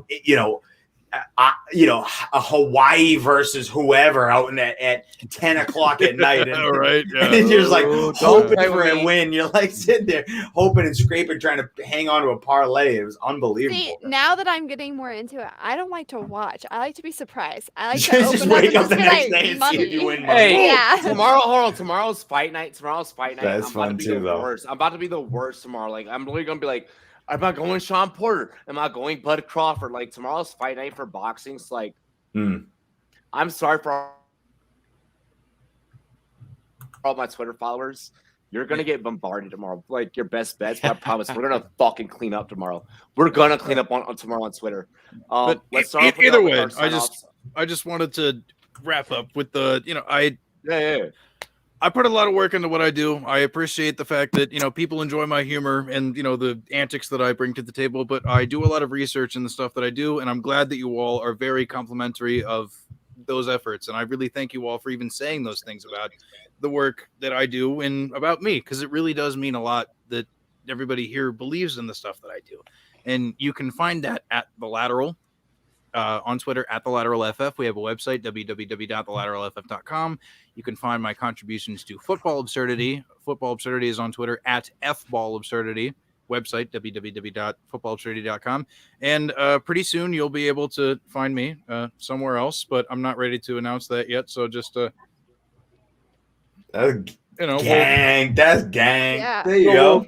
So we'll talk a little more about that here soon, but Yeah, I hear that's a And- decent net. I hear that's a decent network. You No can big deal. find I can't get my arrows right. You can find these people, all of us, on Tuesday nights on It's a Vibe.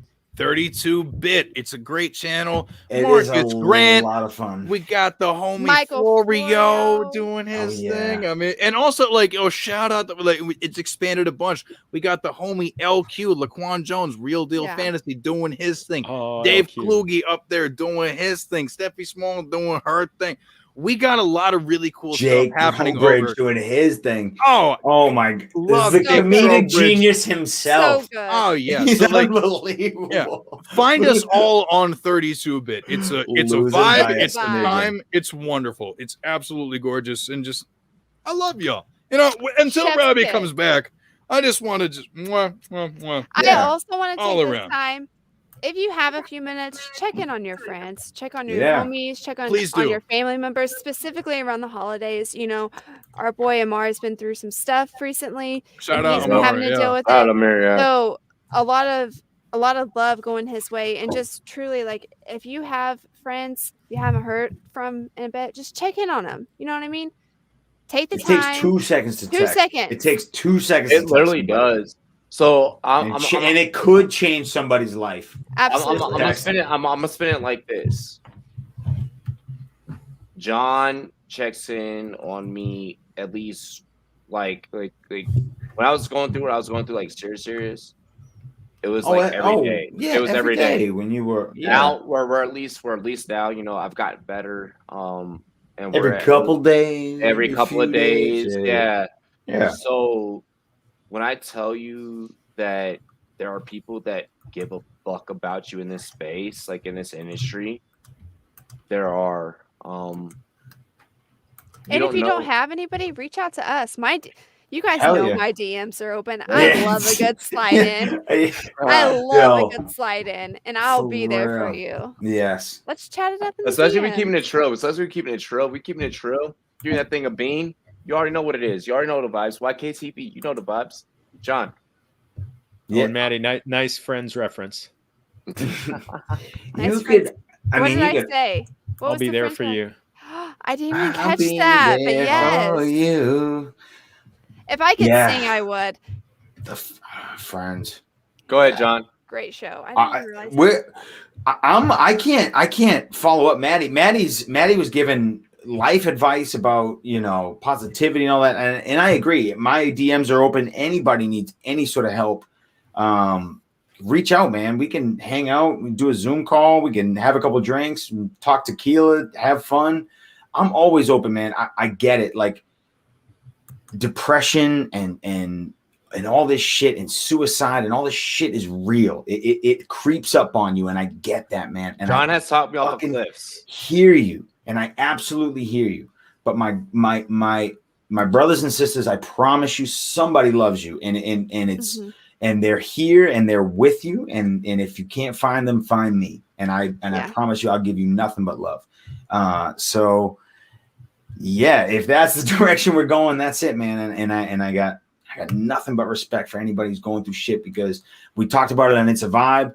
COVID and that whole lockdown put everyone in a weird mental state. I want to break that. I want to break everybody out of that and put love and positivity back in people's mindsets, where I'm tired of being scared. I'm tired of being afraid of your brothers and sisters. I want to bring love and positivity back to the world. Bro, hey, when I tell y'all, like we live in a social media society, and when I tell y'all, there's nothing better than the motherfucker that you've been connecting with for like a really long time, and then you finally meet that motherfucker, and you're like, yo, what's poppin', motherfucker? And you're like, yo, you want a beer? You want a beer? I want a beer. You want a blunt? I want a blunt. And you just like, and then motherfuckers just start networking, and everybody's embracing each other with fucking hugs. And like when I tell y'all, when I hug Herms, when I hug John B, like John B was, I ain't gonna front, had to sometimes be my security guard. Like, had to sometimes make sure I got back home safe. Sometimes he got lost. Sometimes his phone Yeah, what happens in Canton stays in Canton. Exactly. So like when I tell y'all though, there's nothing like y'all seen the YouTube videos like VidCon and shit, like where like the YouTubers, like you get to meet fucking Jake Paul and all your favorite YouTubers and shit. Like when I tell y'all, there's nothing better than meeting your favorite person that you have never met in real life, and you realize that like, yo, you are exactly who you are on camera, off camera. Like I just want to shout out Herms, John, Maddie, Craig, Jorge. I cannot wait till 2022 till we're all in the same place together at Canton, because when I tell y'all like that connection, that shit's unparalleled. But that extends past here too. So Yeah, if you're exactly. feeling lonely, you feel like you don't have anybody to reach out to, I promise you, one more Friends reference, I'll be there for you. One more. Like you're as lonely as you feel, all it takes is just reach out one time, and I promise you, I will smother you with love. Yeah. Reach out to me. As long as you're not a Yankees fan, we'll get along. We're good. If you're a Yankees fan, I We'll might be talk tough. shit on your team. We'll figure but it we'll out. love We'll you. push. I'll love you, but I won't love you. Like we'll figure it out. But I'm with you real. on the non-Yankee fans. Yeah. Anything else? Anything else? I'll figure it out. Craig, what you got just before I let you go? I am a Capitals fan, so I hope you don't judge. I hope you don't judge me, bro. CAPS, caps. Cats. Oh man, I'm wearing sleeves, but I got that tattoo right here on my arm. So yeah. You gonna make him go again? Wait, We're all going again. We're going up, bro. What do you want? Who the fuck didn't go? Wait, who did I think you were go. the only one who didn't go. Yeah, you're the only one who needs to go. Oh, fuck it. Follow me. Google me. I don't care. It's been a wild show. Yeah. It's been an outro and a half. No, let me be serious. Follow me at Rumboyz Robbie. Follow me at Rumboyz ZNET. I'm gonna keep it trill though, for real. I have officially decided any fantasy football league that I am competing in for Moolah, if I do win, I am not accepting my winnings. I've officially decided I'm not accepting my winnings. My winnings will go into I don't know if we're going to go to one direct mental health foundation. I think that might be a disservice. I think we may go towards multiple, and we may just break up some dividends amongst mental health foundations. But that's cool. I saw that. That's cool. Badass. That's real respectable. Badass. Look. Yes, Eric, we're here, and you're gonna want to hear this. I could play. I could play fantasy any year, anytime, any day. At this point, I'll just play DFS if I want to get money. Redraft is no longer the way that I need to get funds. So any redraft leagues that I'm in, we're gonna figure out who are the. I know that Hayden Hurst. Shout out to you, homie. Thank you for showing me love. I know we're gonna donate a portion to you. But there's more mental health foundations that need help. And I would be a terrible leader. And I'm going to use that title. I don't like using that title, but I'm going to use that. I'd be a terrible leader to go through what I've been through in mental health and not help the people that, one, personally, I know that are dealing with some things that I'm dealing with, but people that are yet to be diagnosed, people that are afraid to come out, people that are afraid to go to therapy or, whatever the case. So I just got to do what I got to do. And that's what I'm doing my fantasy football winnings. And that's all I have to say. Mental health is me. It is you. When it comes to being real, this whole cast, this whole crew, we made sure we brought it to you for your entertainment purposes. And I want to appreciate each and every single person that came here to drop football takes, share your Thanksgiving, props and bets and stories. Y'all ready to sign out? Yeah. What an all-star night. Other than my desk falling to fucking to Narnia, I really life was pretty good. I thought we were going to have to contact Meg and be like, hey, you need to go check the car. It was so funny, too, because I paused the video. Hey, Maddie, don't worry. I would do it. I would do it. Yeah, I felt it getting sketchy. I went, this is not before going we well. call 911. Yeah. Rumboyz After Dark. So other than that, cheers, gang. This was a ton of fun. We good? We good? Yeah, we good. I don't know what you good. This has been Rumboyz After Dark. Make sure you guys like, comment, and subscribe. Hey, yo, Herms, Maddie, John, Craig, Jorge, y'all ready to do what we do? Yeah. Let me get it loud and proud. One time. Cheers to me. Cheers to you. Shout out to all the Rumboyz who do dilly. Salud. Fuck them kids.